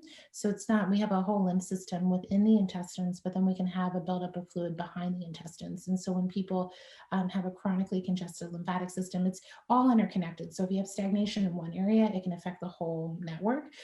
So my therapists actually work on the abdomen first. And so working on the abdomen first helps to drain the rest of the body. I also have a friend, Kelly Kennedy, who introduced me to a woman, Desiree Desponge, who created a piece of equipment called the Flow Presso. And this is a wonderful, if you're a practitioner out there, this is one of the most awesome things that I've gotten in a long time. And it's compression, but it also has infrared, which helps to not only have a gentle heating in the body, but infrared also increases exclusion zone in the water, which actually creates movement. So my friend, Dr. Pollack, who talks a lot about exclusion zone water, this 4th phase of water, I think this is one of the other big pieces of health. I think the more exclusion zone water we have inside the cells and within the fluids in the body, that we have more flow in the body. So the infrared is a piece, and then it's also PEMF, so pulse electromagnetic field. So that helps to increase cellular voltage. And so people get into this really deep parasympathetic state and then have their lymph move. And so those are strategies I use in the office. And then at home, to help with that abdominal fluid buildup. Naturopaths have used castor oil packs for years, and there's all sorts of reasons why they work, but I think a big reason is that wherever you apply castor oil, you get the lymph moving. So traditionally put it on the liver, which is great, but put it on the liver and also the abdomen. And don't make it complicated. Just put castor oil on your body and fall asleep, or you could put basically a hot water bottle to enhance penetration of the castor oil, but it will absorb over time. It's just sticky in the meantime. So that's a great strategy. There's different topicals. We have a friend, Dr. Ruggiero, who created a cream for us called the Flow Cream, and it has a probiotic that makes a peptide called macrophage activating factor. And so wherever you apply it, you actually, because we know that things that get through the skin, get into the interstitium, get into the lymph, And that's where, again, a lot of those stealth pathogens and toxicants can be. So we focus really putting that cream on the neck so the lymphatic system drains, so to have a healthy brain. So I love that. And then there's just a lot of different, herbs. There's traditional herbs. We've made other topical products. But again, just having this awareness of the lymph is the first step. And then I mentioned hydration, and hydration is important because our lymphatic system, the more hydrated you are, and with the right type of water, with the right minerals and the electrolytes, the more you can move your lymph. Yeah, a lot of great things. I mean, both clinical and then at home. You mentioned early on, rebounding. I just want to bring that up. We have a little rebounder trampoline in the living room. I have my kids jump on it every morning. I put it there next to, I grew up as a kid, and most people I think today grew up and heard, don't jump on the couch, don't run, don't climb, don't do this, don't do that. And I'm the opposite. I'm like, I'm a parent that's like, jump on the couch, please. I watch my kids, and it's, I try to get them we have a home gym. And so I get them into the home gym once in a while and make it fun for them, but they're not going to come in there and work out with me 6 days a week. Right. So like we put a little rebounder in the living room, and I start every morning on that jumping. I'll do, 50 to 100 jumping jacks, right, on the rebounder. Fantastic way to move the lymph first thing in the morning. And then my kids run around, they jump on it. They'll jump on that and do front flips onto the couch, and they'll jump from the couch to the other couch. It's like, that would probably make some parents cringe, but I know the value of it, for long-term health. So I encourage them to do it.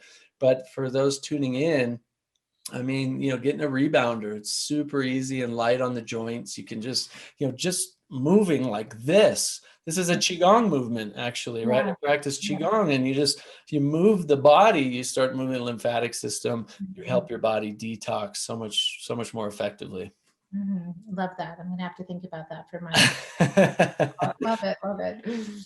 Yeah. So in terms of, you have a report on your website called The 4 Hidden Factors Keeping You Sick, right? And maybe you can share just briefly, I know people can go to your website, download it to get more specifics, but can you share briefly what those 4 factors are and how they relate to people dealing with cancer today, and what we need to know about them?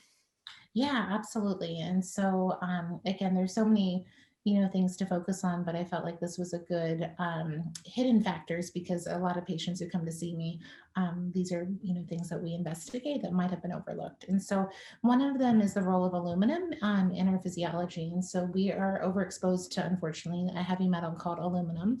Aluminum is both neurotoxic and it's also carcinogenic, and it can inflame our blood vessels. It can create a lot of cognitive issues because there can be a buildup of aluminum in our brains that can lead to neurodegeneration. A professor out of England has studied the brains of children with autism, as well as the brains of people who passed of dementia, and have found a statistically significant amount of aluminum in the human brain. And so that is something that is really important to be aware of and avoid exposure as much as you can. Again, clean air, clean personal care products, investigate if your medications have aluminum in them. And aluminum gets eliminated in the body through silica. So one study has shown that if you drink mineral water high in silica, that increases urinary excretion of aluminum. And so aluminum can be, we're highly exposed, and we can, avoid exposure, and then of course live a lifestyle to help eliminate it. If you want to go deeper and not just do silica water, the ionic foot bath actually works. And so that can be a really great tool to just help support the lymphatics, help to also excrete more through the kidneys after the treatment, heavy metals such as aluminum. And so we use that as well. Malic acid can also be another tool to excrete aluminum. What about diatomaceous earth? I know it's really high in silica. Yeah, that I don't use it as much, but it can. Any silica compound, we use zeolite powders that are aluminum silicate, but the aluminum stays bound because there's so much silica, and then it can bind other aluminum more in the digestive tract. So diatomaceous earth can do something similar. And again, with both of those products, just finding a clean source that's been consciously made with knowing that. So yeah, aluminum is a big one. I talk a lot too about interference fields. So I have been trained in something called biological medicine or bioregulatory medicine that really came out of Europe and Germany. And again, the premise of that is to look at how does the body self-regulate and heal, and what is in the way. If someone has a pathology, there are obstacles, right? And some of those obstacles can be in the category of interference fields. And so interference fields can be what we call focal infections. So these reservoir of microbes that the immune system cannot see, but that chronically poison the circulatory system, the lymphatic system, and can stress, of course, the immune system. And so focal infections can be things like the tonsils, can also be dental infections. So root canals can be a source of hidden infection in the body. Root canals are dead teeth that the nerve is taken out and then it's stuffed with non-biocompatible material. And then that can be a reservoir for different bacteria, not only bacteria, but also viruses, also parasitic infections, yeast. There's a lab called DNA Connections that you can even floss around your root canal and send it into the lab, and they'll tell you the pathogens that they're detecting that are not part of the normal oral microbiome. So interference fields can be focal infections, can also be things like scars on the body. Scars can affect our lymphatics, our fascia. They can affect our autonomic nervous system, and then they can hold emotional trauma.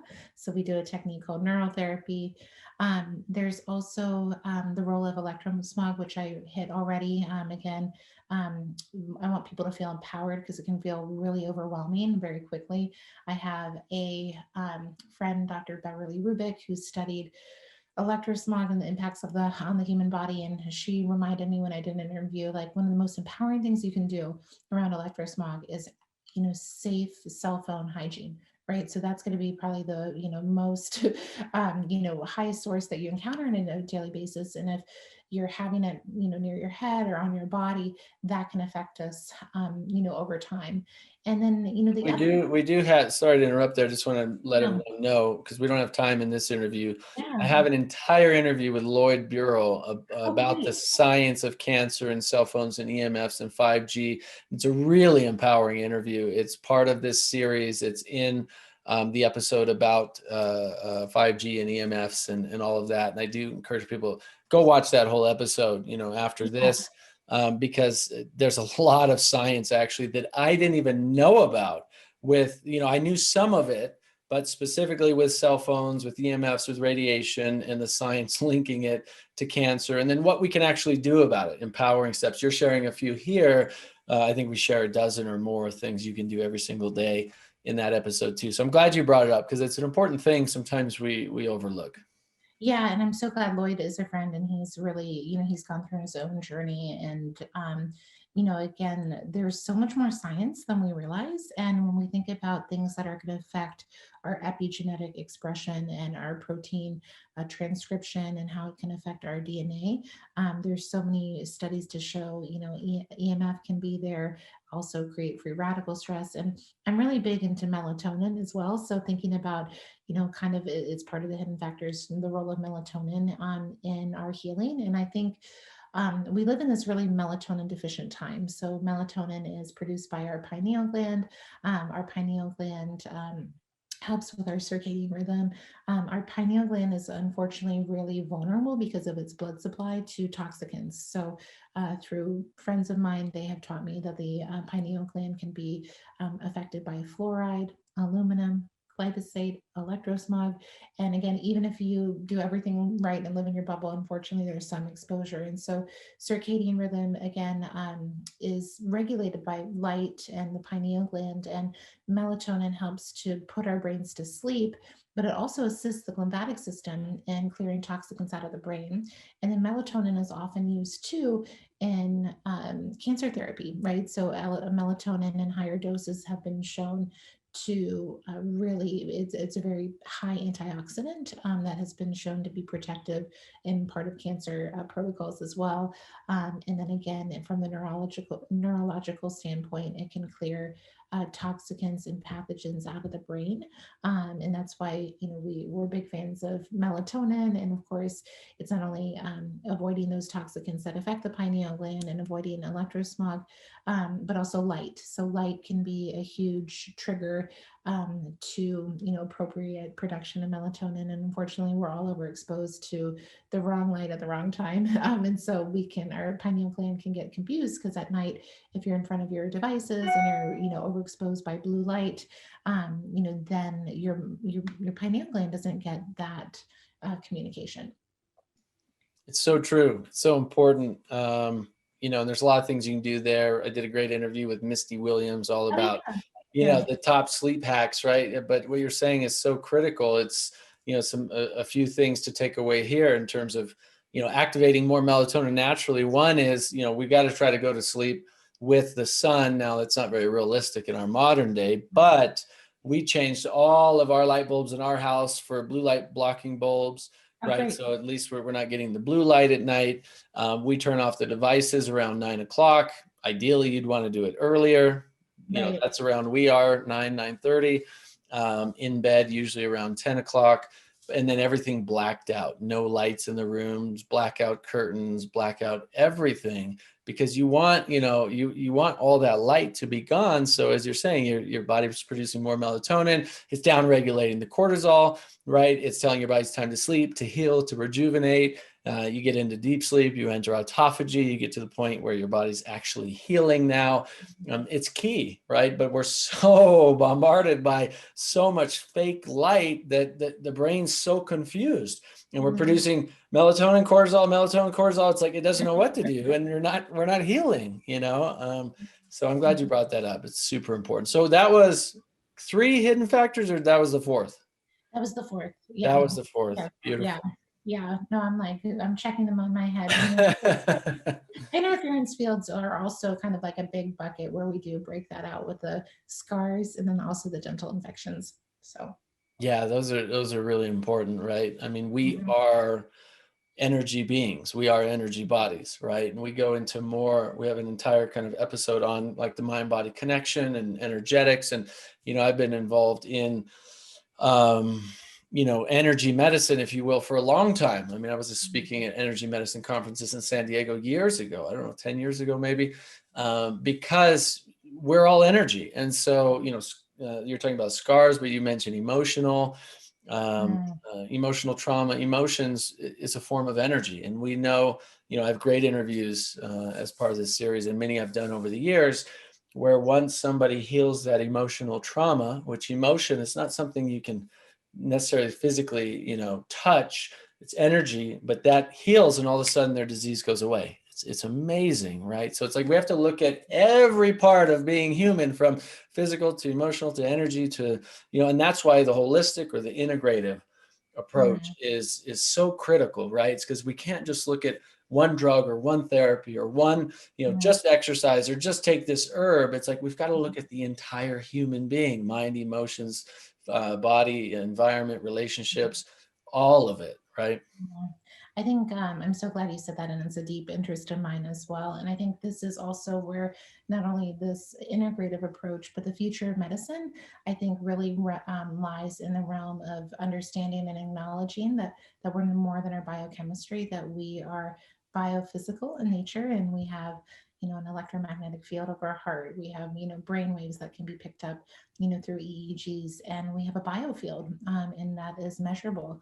And the more that we acknowledge that and understand also when we are sick, our light emissions in our body are non-coherent, and we lack, that is a breakdown in communication. And so one of the therapies I'm most excited about in the realm of oncology is around photodynamic therapy. And that is the application of different wavelengths of laser light applied with a photosensitizer. And so this is always something that boggles my mind, and I'm always diving deeper. But and by the way, Dr. Weber out of Germany, he has equipment that he's taught this information to us, and so he sells this equipment. But it's a combination of a photosensitizer, so those are natural agents or synthetic agents that are either ingested orally or given intravenously, and inflamed cells and cancer cells naturally take up these photosensitizers in more quantities, and then that makes them more vulnerable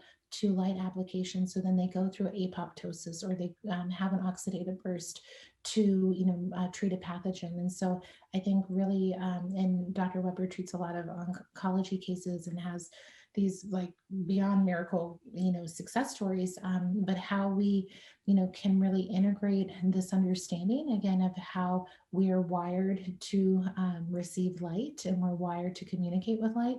And I think we just miss a huge toolkit if we underacknowledge that.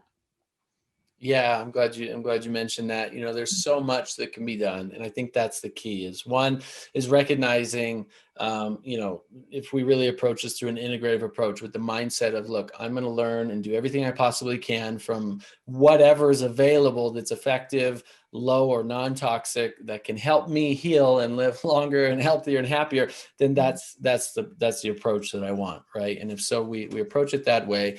And as people go through this series, I want to encourage you to just, keep educating yourself, learn as much as you possibly can, because the more you learn about what's available and what's possible, the more empowered you are to actually make better decisions for your health, right? If you don't know what's possible from either, world, from conventional and naturopathic, you don't know what your options are, well, then you're not, moving forward for your health with the greatest potential for your healing. So, I just want to say thank you so much, Dr. Schaffner, for the great work you do, for being here and sharing such great wisdom.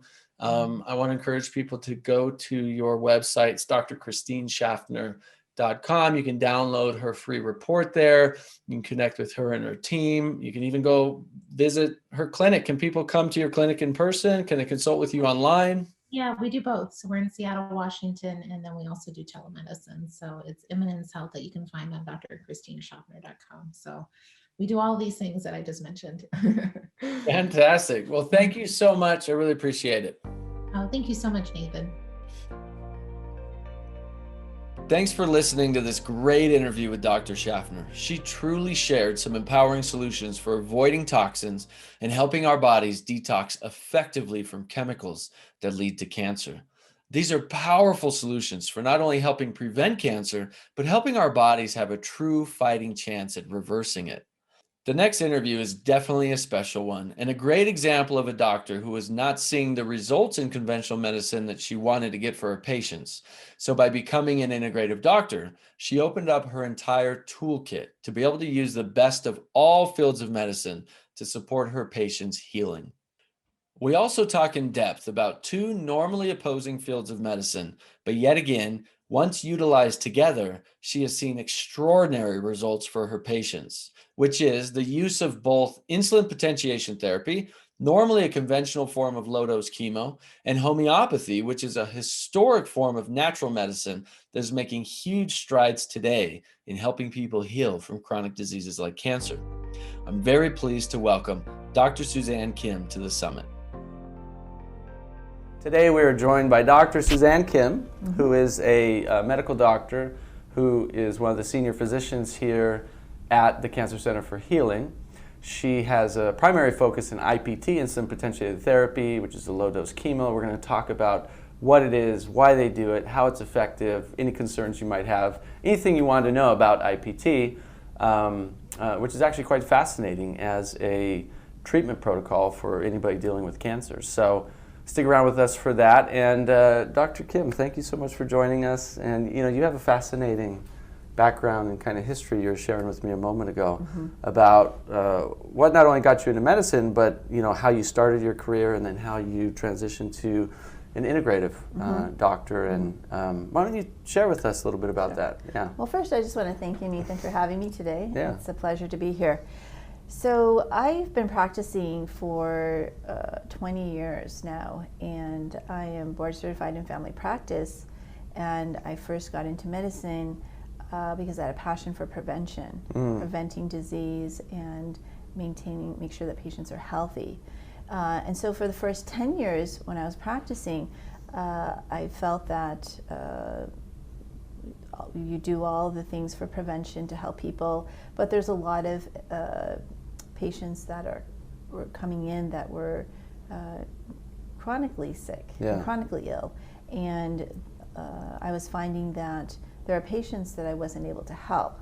So after about 10 years, I started to feel a little burned out because I wasn't feeling that I was really making the difference that I wanted to in people's lives, and really, for example, preventing cancer or preventing some of these illnesses that patients were getting. So you're a family physician, and what were a lot of the kind of common illnesses that you were seeing in people? Well, I was treating the bread and butter types of issues like hypertension, diabetes, and trying to prevent cardiovascular disease. I saw cancer patients as well. So, as a primary care, you're the liaison, and you kind of have that big picture. So I would send patients out to specialists when they needed to see what is going on. A lot of patients say they have allergies, send them to the allergist. They come back and they said, oh well, the allergist said I don't have any allergies. They were tested, so they would have rashes and things. So it was I was getting a little frustrated, and these patients were frustrated, and they were seeking alternative care or seeking out their own treatments. Yeah, from various sources. They weren't getting better, even though you're sending them to all kinds of specialists. Exactly, and I could understand why they would do that. Sure. And I, had sent them to all the specialists. So I listened to them. I just listened to them. I monitored them. They would come. They would still want to see me, even though I felt like I wasn't helping them. But they would just come in and say, "Well, this is what I'm doing now. What do you think?" And I said, "Well, I would try to research and look up what they were doing and make sure that they weren't hurting themselves with any of the treatments that they were trying out." A lot of patients were doing acupuncture, and at that time, acupuncture was a little controversial at that point as well. Now it's much, well accepted. Right. But at very that well point, understood scientifically. And it's understood at that time it wasn't. But a lot of people did see results from acupuncture, so I felt comfortable, although I didn't understand how it worked. Did you dissuade them from using alternative treatments, or you just you wanted to learn more about it yourself? I did not dissuade them. I was very open, because I think that when you are suffering and when you're having pain or whatever you're having, you're looking for a solution, and I would do the same thing. In fact, for me, I did have some of my own health issues as well, which I wasn't getting any relief from traditional medicine that was recommended to me. So luckily, I stumbled on some alternative therapies, which I'll talk to you about, which kind of started to lead me down a different path. But I would listen to these patients. They would come in, and I would try to research some of the things that they were doing. I wanted to make sure that they were not overdosing on supplements. A lot of them are taking enormous amounts of supplements. And, I was a bit concerned about those dosages. Sure. And I just wanted to make sure they didn't hurt themselves, because they're asking me for advice. But they were getting relief, and I was, just taking note of what they were doing, and what worked, what seemed to work, what didn't work. So I just was kind of observing, but I really didn't have a lot of input for them at that point. Well, you were being more of what we might call the doctor of the future. as I've interviewed Dr. Connealy before, actually for my documentary, we have a short snippet of her on our website called The Doctor of the Future, and that's exactly, unfortunately, so many people don't have primary care physicians like you with such an open mind, kind of a scientific mind, more of observing, without putting in your own. Well, you shouldn't do natural medicine because they told us, that doesn't work, so don't do that. Right. Instead of that, you were open, you were observing, you were wanting to help, you were, learning yourself. Like, that is the mind, I believe, of the doctor of the future, right? It's how all doctors, if they want to really help their patients, should be. And unfortunately, so many people don't have that experience with their doctors. They have the opposite. Right. They say, oh, I'm using this alternative medicine, or I'm using these natural supplements or these herbs or whatever, and they're told, don't do that, So it's actually refreshing to hear you, who being so open to really wanting to find the best results for your patients. It's beautiful, yeah. Right, so the first thing that, when I was working in a practice with some other physicians, we started to do some nutritional medicine, bringing in a nutritionist, and I started to see some really amazing results with nutrition. I got very excited about that because, you know, if we can avoid using medicines, I think that's better because there's a lot of side effects with medicines. So we saw just, you know, I mean, we always had known that with certain conditions, diabetes, you know, diabetic diet, but this was using it to help with overall, any patient really, for weight loss, and we saw patients, I see patients getting better with all of their conditions. What were some of the primary principles of that nutritional plan that you were implementing? At the time, we were actually using Metagenics because I think that they had to come out with the whole plan, and they had some nutritionists or dietitians that had a plan in place, and so they had a very specific plan where they were, you know, low sugar, not the traditional food pyramid that I was taught. Right. So they were using, it was, you know, low sugar, it was lots of vegetables and fruits, and kind of, I guess it was maybe more paleo now, as we know more it. plant-based. Plant-based. More just natural whole foods. Whole foods, exactly. Avoiding all of the processed foods. Yep. And so with doing that, I saw some really interesting results and got excited. And then somehow the doctor I was working with, she found out about some homeopathic medications that we started to bring into the office. Yeah. And I used them because, and I didn't really know, I just, you know, they were simple, easy to use. Safe. Right. So I would just say, well, if you're interested, you can try this. I really didn't know how they worked. So patients, I found they were working well, and I tried them on myself. Yeah. And I was like, wow, it really works. And I'm the type of person that gets the side effect of any medication, like every side effect. I take, for example, if I took pseudoephedrine, I would get the heart palpitations, and I would be tired but wired. At the same time, and I would get all the side effects. So you know, so it's hard for me. So I'm very sensitive to medications and anything over the counter. And so when I took the homeopathic, I was like, wow, I don't have any side effects, but I feel relief from my symptoms. So that was interesting, and I saw patients say that it was helping them. So that got me really intrigued because I said, I don't know how this works. It works. So that's when I took a course in I signed up to take a course in homeopathy, and I think that really is where that set my trajectory. Interesting. Because it really blew my mind, honestly, because, you know, it kind of goes against everything that you're taught. Right. Everything that you're taught. I did an interview, and I encourage people to go watch it with one of your colleagues here at the center, where we talk quite a bit about homeopathy and you know, the fact that it's basically a sugar pill with a microscopic dose of some kind of, you know, plant therapeutic, right? And yet the results are extraordinary, what they're seeing. It's mind-blowing. Yeah. Right. So I went to this course, and I was going with my colleague at the time, and I remember the first day we went to this course, we were, what we were told is that, you know, it's been around, it works. We don't really know. At the time, they said, we don't really know how it works, but it's been around and it's been working. Yeah. And so. We don't know how it works, but it works. Yeah. And now, you know, we understand how it works, but at that time. How does it work? How does it work? So they found that, first of all, I don't think they had instruments to be able to really see if there was, verify that there was, you know, the smallest amount of whatever substance that they're using. So now they have instruments that they can actually detect that there is, you know, the smallest amounts of the substance that's being diluted, because you're diluting a substance and you've got micro, you know, amounts of it in there. You might take an herb or a combination of herbs or something, right? And they dilute it all the way down till it's like microscopic. Right. There's like, you know, numbers that you'll see, and that's the dilution that you'll see.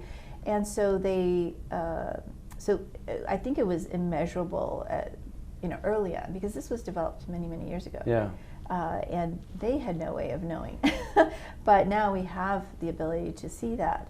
So actually, so the interesting thing I will say is that when I was taking this course, it was all homeopaths, and they didn't really understand. They just understand their field of homeopathy. Subsequent to homeopathy, I was introduced to kinesiology, and the kinesiology, mostly a lot of the chiropractors that do the field of kinesiology, and they understood homeopathy, and they explained homeopathy to me. So that was interesting, because I realized it seems that a lot of people have a little piece of the puzzle or a piece of the pie, but people don't know what other people know in other fields. So I think that it was interesting to hear the kinesiologists say they understood homeopathy when the homeopaths said they did. And so they were explaining the energy of the substance, that vibrational energy. So it kind of goes into what's now known as energy medicine, and understanding that which goes in line with homeopathy's law, the law of similars, which is that like treats like. So, what I try to explain, a good analogy I explain to people is if you've got a tuning fork that's vibrating a specific frequency, and you bring another tuning fork of the same frequency, what happens if you bring them close to each other? They start resonating at the same frequency. No, they cancel each other out. Oh, when they're already vibrating at the same, then they cancel out. They cancel out. So similarly in homeopathy, when they say the law of similars, like treats like, then you take a substance, and when you dilute it down, it will treat the same symptoms that substance causes. For example, classic homeopathic medication that's one of my favorites, Apis mellifica, is actually a whole crushed honeybee. And when you think about a bee and if you get a bee sting, what happens? You get swelling, pain, redness.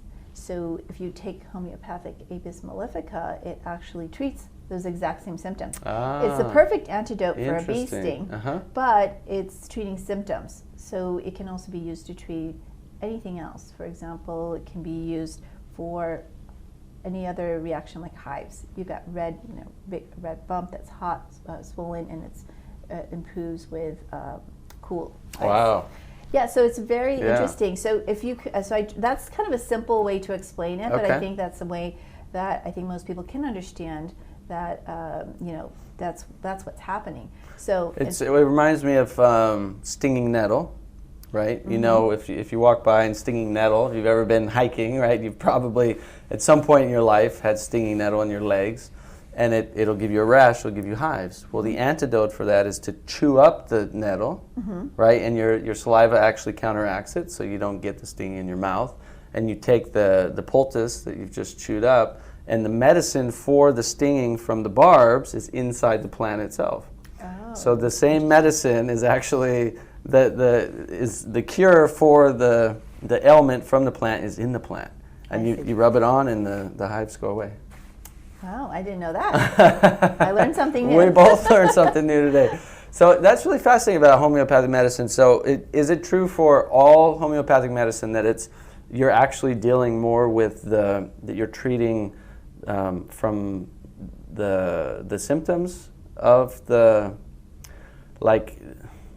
because don't they use certain plants and herbs and things like that to utilize the benefits of those to treat whatever symptoms or cause that people are experiencing, or no? Maybe I understand that wrong. Right, yeah, so actually there is confusion. I think sometimes people say, they use homeopathy as a blanket for all medicinal herbal treatments. And it is true, it's not the same.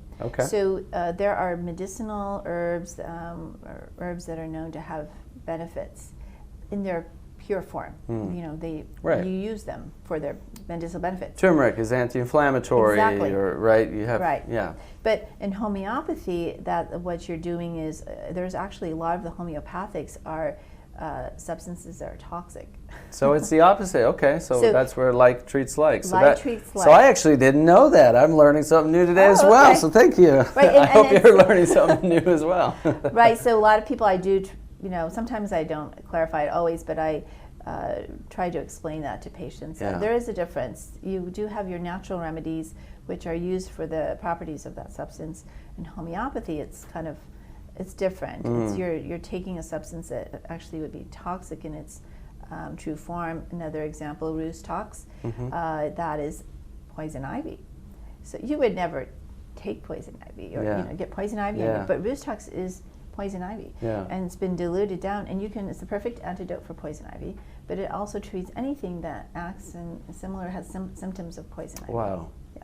So that kind of may be helpful to clarify. Yeah, the that's difference fascinating. between homeopathy and natural using herbals. Right. Yeah, it's different. Okay. Wow. Beautiful. So, from homeopathy to here at the Cancer Center for Healing, you do a lot of work with IPT. IPT is insulin potentiation therapy. That's what it stands for. So what we're doing with this type of therapy is different. I wouldn't say it's I wouldn't say it's necessarily activating the immune response. That's not primarily how we use it. We're still using chemotherapeutic drugs, which are toxic. Right. But we're using insulin to target the cancer cells. Right. Right. So that's the basis of insulin potentiation therapy. Insulin can be used to help direct the chemotherapeutic agents to their target, the cancer cells. Instead of sending it all over the body. It's still going to get some, it's still going to go to normal cells, but preferentially the cancer cells. And because we can do that, we can use lower doses of the chemo agents. And what kind of percentage of doses compared to maybe regular chemotherapy? We do 10 to 20% generally. Wow. And so we can avoid a lot of the side effects and the collateral damage. That's huge. Exactly, because that's what the patients are afraid of. I mean, when you speak to the patients, everybody knows somebody who's had chemotherapy and had such a hard time, poor quality of life, lost all their hair, had terrible nausea or vomiting, and so they're all afraid of that. And so the nice thing with the lower doses of chemo, we avoid almost all of those side effects. Patients have a good quality of life. They can continue with doing the things that they normally do. Yeah. And so it's really a therapy that once patients find out about, they're on board. Also, there's patients that just can't tolerate. They just can't tolerate the high doses. They get so sick that they just can't even continue to do those doses because they're very sensitive.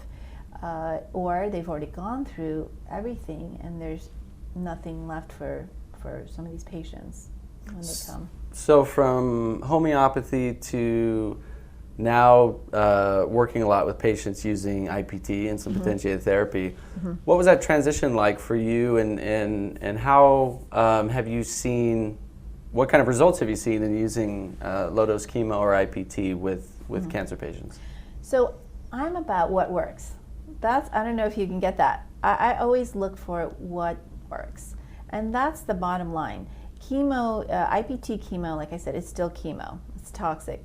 But, it works. And the reason that we use it here at the office is because we know that we have large tumors we need to shrink quickly, or tumors that are growing very rapidly. And chemo is very good at shrinking tumors. But if we can avoid, the side effects, and a lot of that is will affect the immune system. You're mentioning the immune system. It actually, chemo at full doses will, inhibit the immune system. Right. So we're trying to prevent that, because then that's going to prevent the body from being able to get better. So we can still give a treatment that is effective, but we use it in conjunction with a lot of other therapies. I'm sure my colleagues are going to be talking about all the different other therapies and modalities that we do here. And it's very important because while it's very effective, it's not the only treatment that the patients do. When patients do conventional chemotherapy, they're generally told, this is the only treatment you need to do right now, and don't do anything else while you're doing chemotherapy. Here, that's not true, because We know that the chemotherapy, while it's helpful for killing the cancer cells, chemotherapy does not kill circulating tumor cells, for example, stem cells. Yeah. And so that's what causes actually metastasis later on. Oftentimes you may hear of patients who do chemotherapy and they are told they're in remission.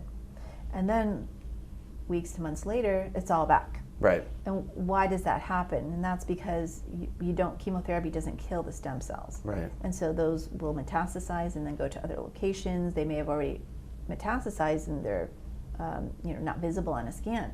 So there are other therapies that need to address that. So it's used in conjunction with other therapies, so patients are doing all these other things as well at the same time as we're doing the IPT chemo.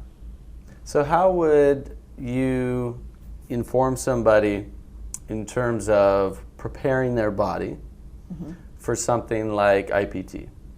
What does maybe that protocol look like for them, maybe even a few weeks in advance, as well as afterwards, to give them the best, fighting chance at one, the IPT, targeting the cancer and getting the best results there, but two, allowing their immune system to do what it's designed to do, to be able to heal the body? Well, if we have the luxury of time, we do try to prep patients. Sometimes we have patients, and unfortunately, it's unfortunate that we do get the patients that come at the very end.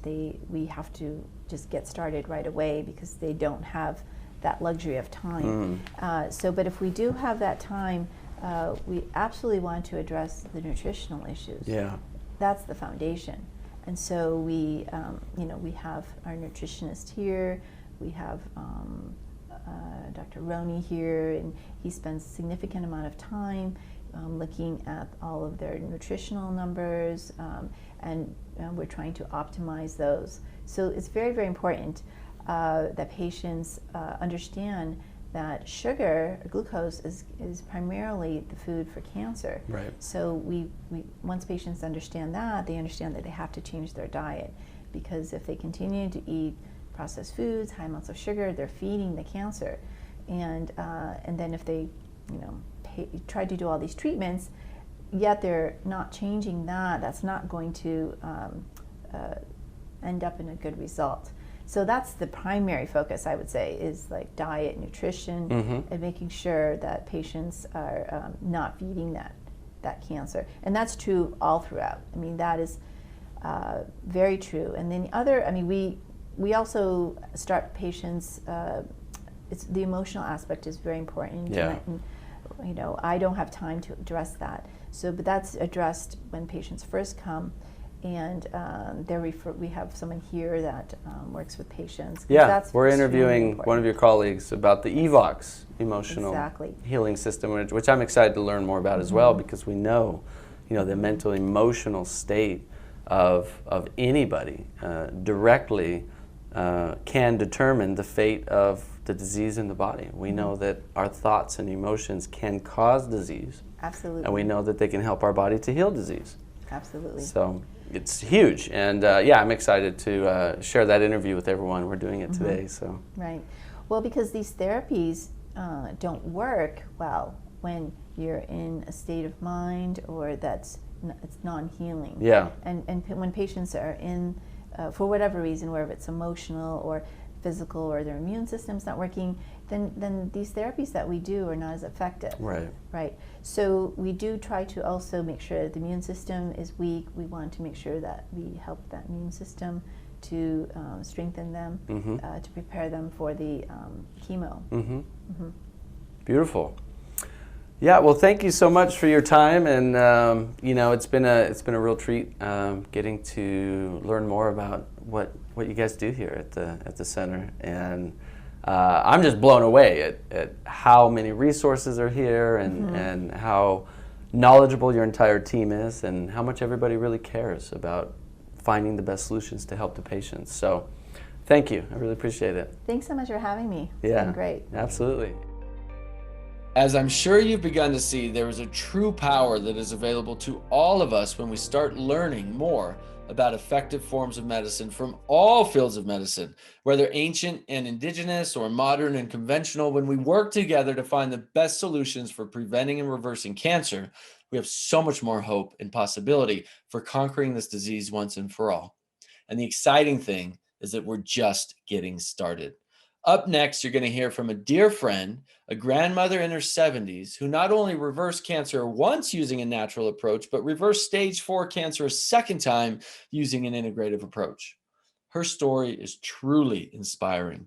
I encourage you to listen to the entire thing and listen to all of the Cancer Conquerors stories in this entire summit. And in case you feel you might miss any of the inspiring Cancer Conquerors stories during the summit, and you want to hear from these incredible people who are getting extraordinary results using all forms of medicine, then make sure you grab yourself an empowerment package today. You'll not only have lifetime access to the entire summit and all of its interviews and bonuses and transcripts and videos and audios, but you'll be supporting 2 nonprofits that we donate to who are doing real work helping people with natural and integrative solutions for cancer. So go ahead and click the button on this page to get your empowerment package today. And if you're ready, let's dive into Elaine Gibson's incredible healing journey and how she conquered cancer twice and is a thriving and healthy grandmother in her 70s, helping others live healthy and happy around the world. Elaine is known as the healthy lifestyle designer. She's founder of Renewed Living and the creator of the Extraordinary Living Made Easy method. She's been cited as one of the world's top 10 natural cancer survivors by Extreme Health Radio, having beaten stage 4 cancer without traditional protocols. We're going to go into exactly what she did to redefine this impossible, what we think is impossible, but actually is quite possible when we know what we're doing. She didn't use traditional protocols, and she shares her hard-won lessons for living a disease-free, extraordinary life. She works from the principle that it is possible through intentions and natural clean living to counteract the stressful and health damaging effects that modern living has on the body, mind, and our relationships. She's a highly sought after speaker, author, mentor, and a green juice loving grandmother. Her website is renewedlivinginc.com. I encourage you to take a look at the website after our interview today. Elaine, thank you so much for being here. Oh my goodness, thank you so much. Hi, I'm honored to be here, and I just cherish the work that you do. Yeah, thank you so much. I love what you do and how you coach and inspire and guide people with hope and possibility. And you have your own journey to speak from, and then all your years of research and on top of it. So it brings so much value to people. And I want to dive right into your story. You know, you had stage 4 cancer. Probably one of the scariest things for anybody to hear in their life. Oh my God. Can you talk about, first of all, when was that? What year was it? And what was it like? What were you feeling? What did you think when you first got your diagnosis? Well, in 2001, I had a 6-month bout with stage 1 non-Hodgkin's lymphoma. And then in 2008, which we know is more than 5 years, we thought we were all done. My medical team said, "You're done, bye." And then all of a sudden, Evan and I came back from the Galapagos Islands, and a month later, and I was feeling all these things in my body. And finally, one thing led to another, people like you and I, and probably the people that participate in the symposium is, we advocate for ourselves and just push them. And then all of a sudden, much to my surprise, my medical team told me that I was diagnosed with stage 4 non-Hodgkin's lymphoma. And I went, wow, what? I thought you said this was done. And they told me that they did not expect me to see my grandchildren grow up. What a terrifying thing to hear. So 2001. 2001 was just. What was the treatment that you did for stage 1? Interestingly, almost the same that I did at a lesser amount. I actually went out of the country because I was looking for low dose chemotherapy at that time. And I mean, it was a shock, it's like, what? And where I went, they're not even around anymore. But so I came home and I did everything. So we had low dose chemotherapy, and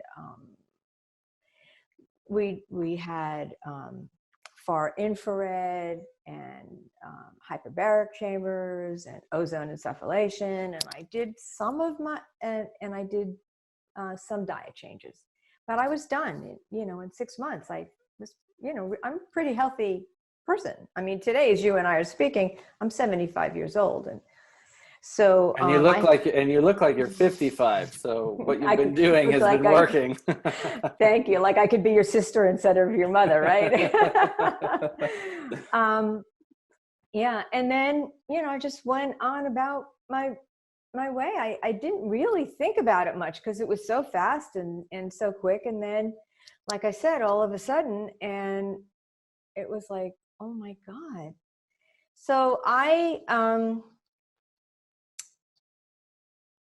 kind of took a deep breath and I came home, and Nathan, I have this hand needle point area rug. It looks like Monet's garden.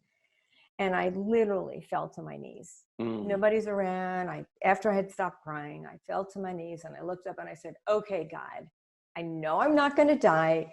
It's not what you have in store for my children. My children had lost all 4 of their grandchildren the last 2 years. Just tell me what you want me to learn. Now, I had no spiritual journey up until then. Don't ask me where it came from. I do know where it came from now, but I didn't know then. I was the only person walking the face of the earth that wasn't aware that I was dying. And I think that was a big deal. So I'm an athlete and I went into training, and it was, okay, what do the healthiest people do? What is the foundation of health? And because I went immediately into game mode, I'm used to be in training. I was a tournament tennis player, and you get in the gym and you get ready for the championship. And that's really what we were doing. So I went back to Mexico, and I was there for 3 weeks. I was probably one of the only people, clearly the only person I've ever heard of that lost their hair with low dose chemotherapy. I mean, I was like, yeah, that's how compromised I was. And I came home, and this was in February, and there I am. So let me just say that my mindset was, have you ever met a Jewish grandmother from New York City that will hear a word or believe a word that you're saying? You just don't know the animal. And I mean animal in the highest evolution. So I literally, and I had pictures of my grandchildren. I didn't have that many grandchildren then. And I had a little teddy bear with my grandson's picture that I still sleep with it, Nathan. I mean, this is like really weird. But it was all that mindset. So in 2 years, just about 2 years, I was clean. And which was amazing. Again, I did all those same things. Now this is, as I look back on it, was part of the journey. So I found a treatment center here in Northern Virginia. I'm outside of Washington, D.C. But I had a far infrared sauna in my house. I was sitting in it every day. I did, listen, we just need to be honest, with your viewers. That's why we're here. I did ozone insufflation, which means that I had a catheter and I was doing it rectally twice a day for years. And I changed my diet a little bit. And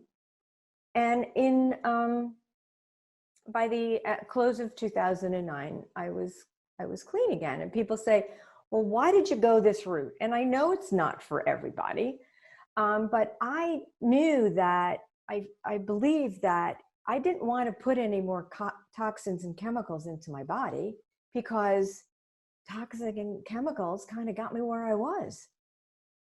So, it was like asking the right questions. And then early 2009, I discovered ionized alkaline water. I discovered Dr. Otto Warburg his research about oxygen and cancer. So we learned that cancer is an anaerobic cell, cannot live in the presence of oxygen. That's all I needed to hear. And I want to say to everybody that when you can dumb it down, when you can bring it in that narrowly.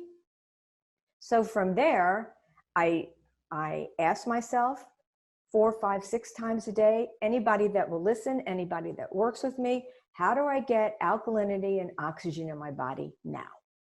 And that is the basis of how I live. And then 2 years later, I met Lisa Wilson at the Raw Food Institute, and I walked in, and you'll love this. I don't know if you knew this. So we walked in, it was a 7-day immersion, and she handed us green juice. I drank green juice. I'm talking green juice. I'm medicinally trained. So I'm now a raw food educator and a juice therapist and all that.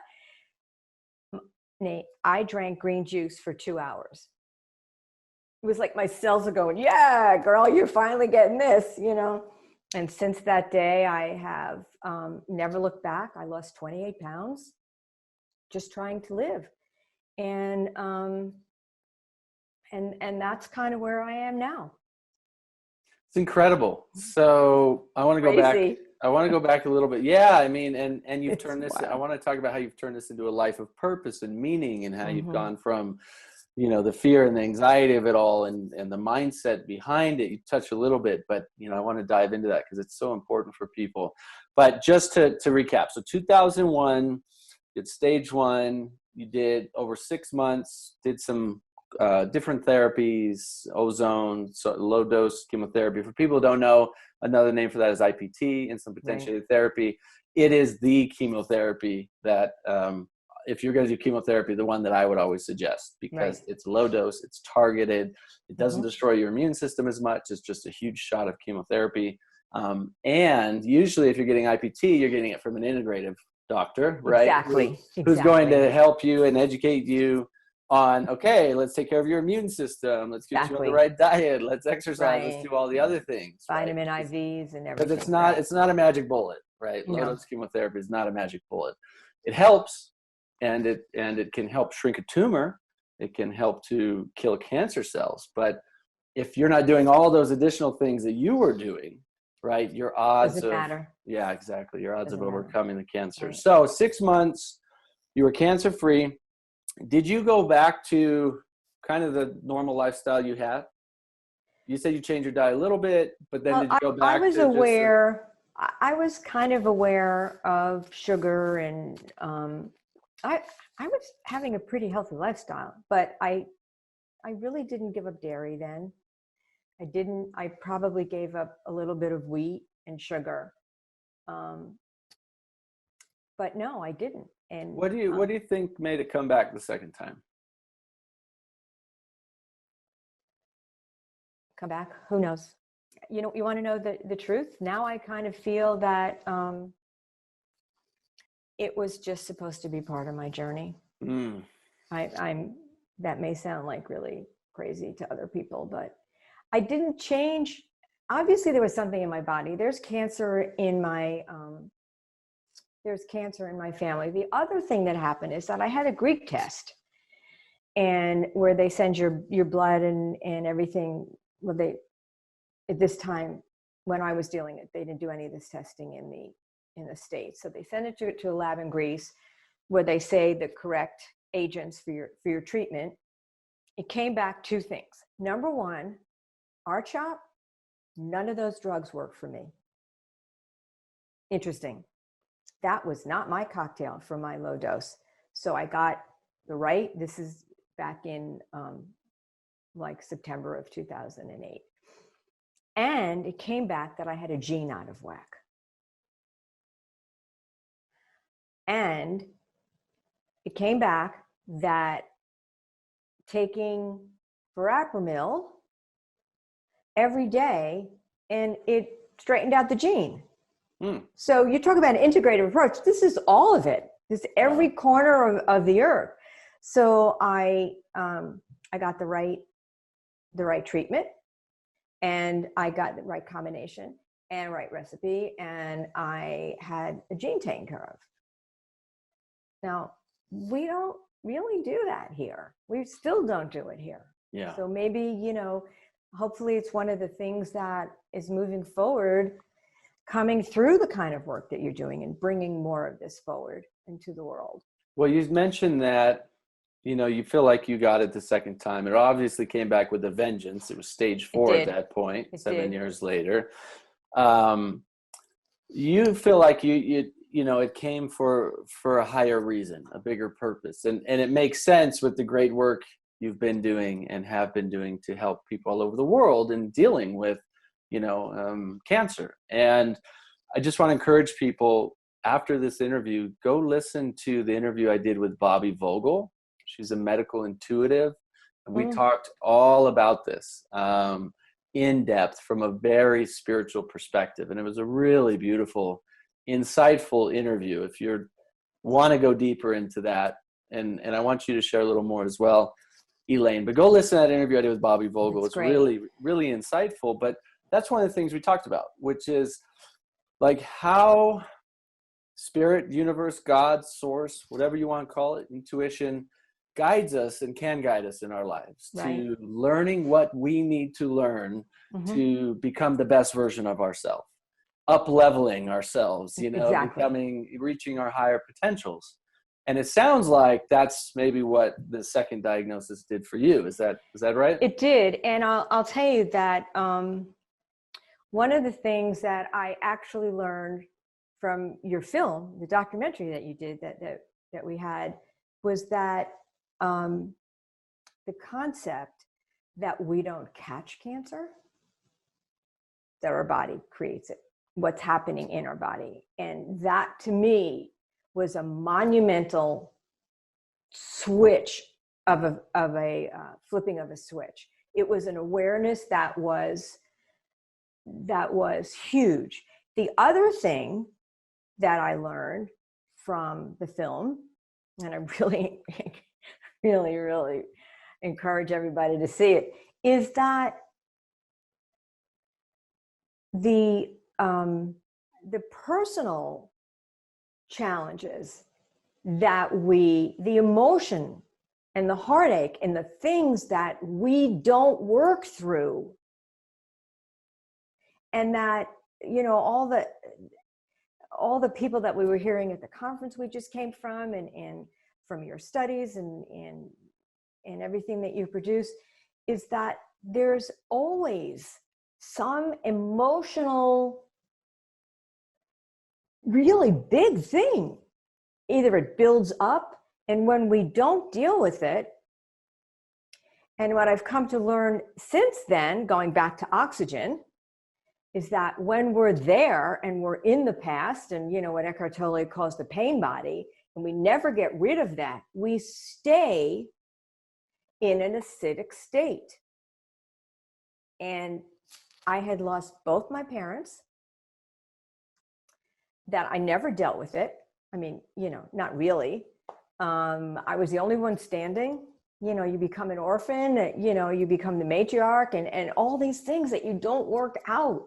But now that I've done that, the interesting thing is that I'm no longer afraid.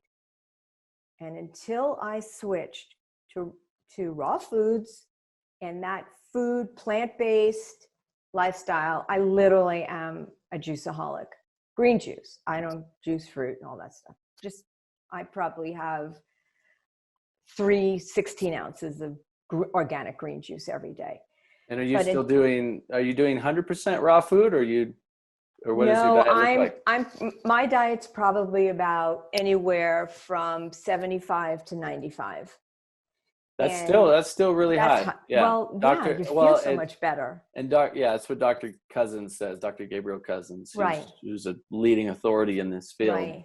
It's the 80-20 rule. Yeah, exactly. Anything over that's 70. What I teach. And I believe he told me last time I interviewed him, anything over 70% raw food, and you're going to have exponential return. Yeah. Exactly. And the thing is that until I had a plan and I knew what was going on, what I could do, I was still afraid. I mean, when I had that when I was clean, when I got my clean diagnosis, I mean, Nathan, I was covered from here to here. My PET scan is like a Christmas tree. I mean, I had to lock it away because I didn't want it in my office. I didn't want that energy here. And you know, when I went to the center in Fairfax, Virginia, which has since closed, they had me pick, the infusion nurse had me pick a fairies card, an oracle card. I didn't even know what they were. And I swear I picked miracle healing. And they said, and they're like, oh my God, she's going to need more than a miracle, girlfriend. But isn't that amazing? Yeah. You got your miracle. Yeah. I did. But your miracle was hard work, right? It was lifestyle change. Hard work. It was changing your habits, changing your diet, changing what you put in your body, how you took care of yourself. Like, that's what people need to understand, is that I really don't believe there will ever be a magic cure or bullet for cancer. We've never seen one. I really don't think we ever will, because when you understand the human body, human mind, there's just not one thing that caused your cancer most of the time, and there's not one thing that's going to get rid of it most of the time. Sometimes you hear of these miracle healings that happen when someone releases a trauma like that, right? It was stored, neuropeptides stored in the body, turned to cancer. All they do is release a really acute, as well as long-term chronic emotional trauma, and then that disease goes away. Yeah. But that's not a pill. That's not a, no, it's not. And you have to face that work too. Right. So what was your journey like going through that emotional healing? What did you do? Well, the interesting thing is that I didn't have much emotional attachment to my journey. As I look back on it, it's like, how could you not? I think I was so consumed with figuring it out. I mean, I'm just saying what I did. I'm not telling anybody else to, I didn't go to cancer support groups. I went back to my athletic teams. I was moving, I wanted to be around people that were incredibly healthy. So I literally was in training. And my focus was in the future and in the present. And I never claimed it. I didn't, whatever it was, it didn't attach itself to me. I mean, it really attached itself to me. But interestingly, it didn't go any further. I mean, people with my diagnosis, there was nothing more than kind of like the peripheral area. There was no stem cells, there was no bone marrow, nothing like that, which it really should have. And I really, really feel that the oxygenating my cells so quickly with the juice and with the water were huge for me. And the interesting thing is that I started to feel so good that it became a feeling of abundance rather than deprivation. So what I learned is that as we bring the really good stuff into our cells, I kind of came up with, and this is really a concept that I teach, is that our cells are starving. Right. And that came out of a workshop that somebody was doing with me to get my work and my programs together. I didn't know how to explain it. And she said, well, your cells are starving. I said, yeah, we got that one. And well, talking about green juice, nourishing the cells. Talking about Lisa Wilson's retreat. I was a speaker at her retreat one year. Yep. And I remember going, and you just load yourself on green juice. Well, we do green juice here at my house every morning. Because you're nourishing your cells with all those phytonutrients and that oxygen, that fresh vitamins and minerals, what your body needs. And that's obviously one thing to do. What would you say are your top 5 or 7 things that you did after the second diagnosis that you feel were the most impactful? You said ozone therapy, green juice, the oxygenated water, right? So there's 3. What else? I become a huge meditator. I meditate an hour before my feet hit the ground in the morning. Do you do your own thing, or do you follow? No. I this morning I spent about an hour and 15 minutes with Abraham. Okay, nice. I go to sleep. I do a lot of Joe Dispenza, Yep.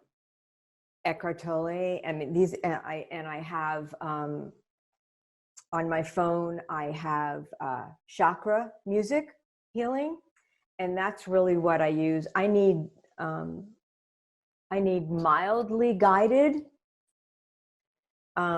because left to myself, it just won't happen. And And guided meditations are beautiful. Right. Like, And they're amazing. And the interesting thing is that my son is now a huge meditator also. I mean, he's a sports guy, he's a sports analyst, and and he and his wife and his family, they all do green juice. And he's 50 and my daughter's 52, and she and her husband, they're green juice, and everybody's in the gym and everybody. So, I've become aware of the fact that I am 75 and that it's about passing it on as my legacy. And then the fifth one I would say is getting out in nature. Listen, I'm a city girl. My husband and I closed our house of 30 years a year ago, June, and we moved out to the country. And that's part of the journey. It's getting out in nature would be. Beautiful. And so, and I forgot to mention, which you talked a lot about, was the IPT, the low dose chemo. So it would have been number 6, right? Because everything else was natural, was more holistic, if you will, which supports, as we talked about, low dose chemo. So, and nature, talking about nature, there is a NASA study that my wife found a while ago that, especially with the pandemic and the lockdowns and everyone who's been indoors for so much time, months and months, you are exposed to exponentially more toxins in your house than you are outside. So, and I know you also work with a great company with air purifiers and so forth. And people can learn all about all that at your website, renewedlivinginc.com. But I want to share a natural thing, talking about nature, that everyone should be doing right now, is putting more plants in your house. Yep. Do you see that behind me? Yeah, I know. They are now. My wife just keeps buying more and more and more and putting them in every room because what NASA found was 1 plant per 100 square feet of your house. So 1 plant per, so just do the math. And that's basically what you need to purify a majority of the VOCs, the toxins out of the air. And some plants are more effective at this than others, like aloe vera. Right. They said aloe vera, a single aloe vera plant is more effective than something like 5 or 7 just standard air purifiers at purifying VOCs out of the air. I thought was really fascinating. So she just took our big aloe vera plant we've had for a few years and cut it into like 4 plants and moved it around. But I just want to share that getting outside nature, number 1, bringing nature into your home. Absolutely. Exactly. And you're right. We do work with air purification systems that replicate nature with negative ions. And in fact, the research that I didn't even get a chance to tell you about has come back, I guess, last month, that it does take care of COVID, of this particular virus. There had been research on everything else, but this being new, they did go back and do the research on it. And it's a big deal. And it's probably as you think about it, it's probably one of the reasons that I really didn't get sick because I had the air purification systems. So everything is out of the air. There's no toxins. There's nothing around me. You come to my house, probably the safest place in the world to be right now. Well, I want to say, you are a living inspiration for people. Oh, thank you. If I did the math correctly, you overcame cancer a second time when you were around 66, and now you're 66, 67. Now you're 75, looking younger and healthier than you've probably been in quite a few years. Forever. It's incredible. So, it is. Thank you for what you do. I do encourage people to go to your website, renewedlivinginc.com. They can work with you. They can learn from you. You got all kinds of great resources for people. But as we wrap up, what are some maybe final thoughts of hope or inspiration for people who are deciding, or they're already down their path of healing, and they need some hope, some guidance, some inspiration? What would you say to people? It's one of the things that we just left off with. Turn to nature. I believe that we are designed to thrive in nature. You know, it's God's garden. You know, and turn to nature. Take a deep breath and stay present so that there's not as much. Listen, I'm not negating it. This is scary stuff. But when you go into game mode and you ask yourself, what do I need to learn? What do I need to learn? What's the foundation? How do I get oxygen in my body? How do I get oxygen in my body? Well, it's the food we eat, the water we drink, the air we breathe, the chemicals we need, but it's all the same thing. It's bringing our bodies back to the way they're designed. So I would say that the biggest thing is to find a way to be present. If you don't meditate, find a way to do that. Take 5 minutes a couple of times a day, turn on some nature music on your phone. Just find a way to be centered. And when you do that, you're in a place to make really good decisions. We want to make our decisions, no matter what they are, from strengths, not from weakness. And we want to make them from being confident rather than being concerned. And that's one of the things we do. We take people from being confused and concerned to being confident and with clarity. So find a way to center yourself so that you're in a good place, you know, so that you can make good choices. Beautiful. I love that. I'm glad that you brought that up, because when, you know, someone has a cancer diagnosis, there's a lot of fear, anxiety, concern, which is totally understandable. But if you can get centered, calmed, relaxed, and get to that place with more certainty and ask those questions, ask for guidance, look for the right solutions, you're so much more likely to find the path that you need to heal, right? And to awaken and to experience that higher potential of your life. Yes. So thank you, Elaine. Thank you so love much. And appreciate you so much for all you do. Thank you for the work that you're doing, Nathan. We need it. The world really needs it, especially now.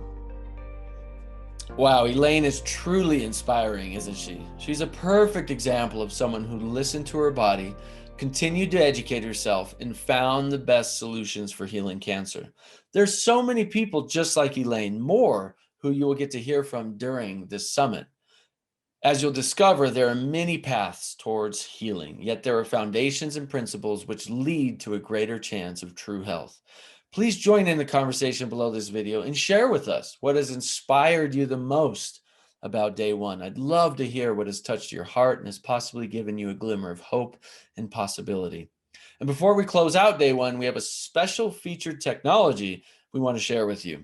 We'll be sharing a number of these throughout the summit. We have no ties to any of these companies and their technologies, and only want to share them with you so you know more about what leading edge technologies are available for you that can be utilized as a potential tool within your integrative toolkit. The first one I'd like to share with you is the red light healing bed from Dr. Connealy's clinic in California.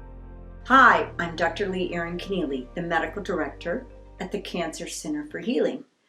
We are standing right next to our red light bed. This is a special red light bed from Germany that has 50,000 red lights. See the red lights? So red light has a special wavelength of anywhere between 620 nanometers and 750 nanometers. These are healing wavelengths of light. They are used for many, many health conditions. There's thousands of studies report incredible health benefits. The health benefits are numerous. One of them is to make your skin more beautiful. It treats skin conditions, chronic skin conditions like eczema, psoriasis, and acne. In HPV patients, it reversed 3 months of therapy, reversed HPV. We use it for chronic inflammation, chronic wound healing. We use it for cognitive impairment. That could be mood disorders or Alzheimer's or cognitive impairment. It also can be used for hair regrowth. What it does is, this red light stimulates the mitochondria. Mitochondria produce nitric oxide and they create ATP, the currency of life. So if you were diagnosed with cancer, we would use this as an adjunctive cancer therapy to your surgery or chemo or radiation. And it would also be used for a patient who wants to recover from treatments they'd already had to treat their cancer. So there you have it. This wraps up day one of the Conquering Cancer Summit. As I'm sure you can see by now, the war between opposing fields of medicine needs to come to an end. And it's time for all of us to work together to serve the common goal of learning about and utilizing all fields of medicine for helping prevent and reverse cancer. While not all doctors will agree with us on this mission just yet, it is up to you and I to take back control of our health and our power and choose to utilize an effective and integrative approach to our health and healing. You do have the power to choose who you want on your integrative success team, and you do have the choice for what solutions you choose to implement. But this is just the beginning. Before we can effectively treat cancer, we have to know the true and even the hidden causes of cancer. And that's what day two is all about. Once you know the causes of cancer, you can avoid them as much as possible to prevent cancer, and you can remove them from your life so your body will have a much greater chance at conquering it. So make sure to join us for day two. You don't want to miss a single interview about the shocking truth about what causes your cancer and which causes are hiding in your home. And if for any reason you feel you might miss any of these inspirational and potentially life-saving interviews during the summit, I do encourage you to secure a copy of lifetime access to the summit by ordering an empowerment package today. That way you won't miss anything and you can listen to, watch, read, and learn from these interviews again and again at your own time. You can order your empowerment package at a very special discount by clicking the button on this page. And before we wrap up, please leave me your comments in the section below and let me know what inspired you the most about day one. I'd love to know what you've heard so far that has made a positive impact on your outlook about cancer. Thank you once again for joining us for the Conquering Cancer Summit. Please share this on social media and email and with friends and family so we can all work together to end the cancer pandemic once and for all. Thank you, and I look forward to seeing you on day number 2. Be well.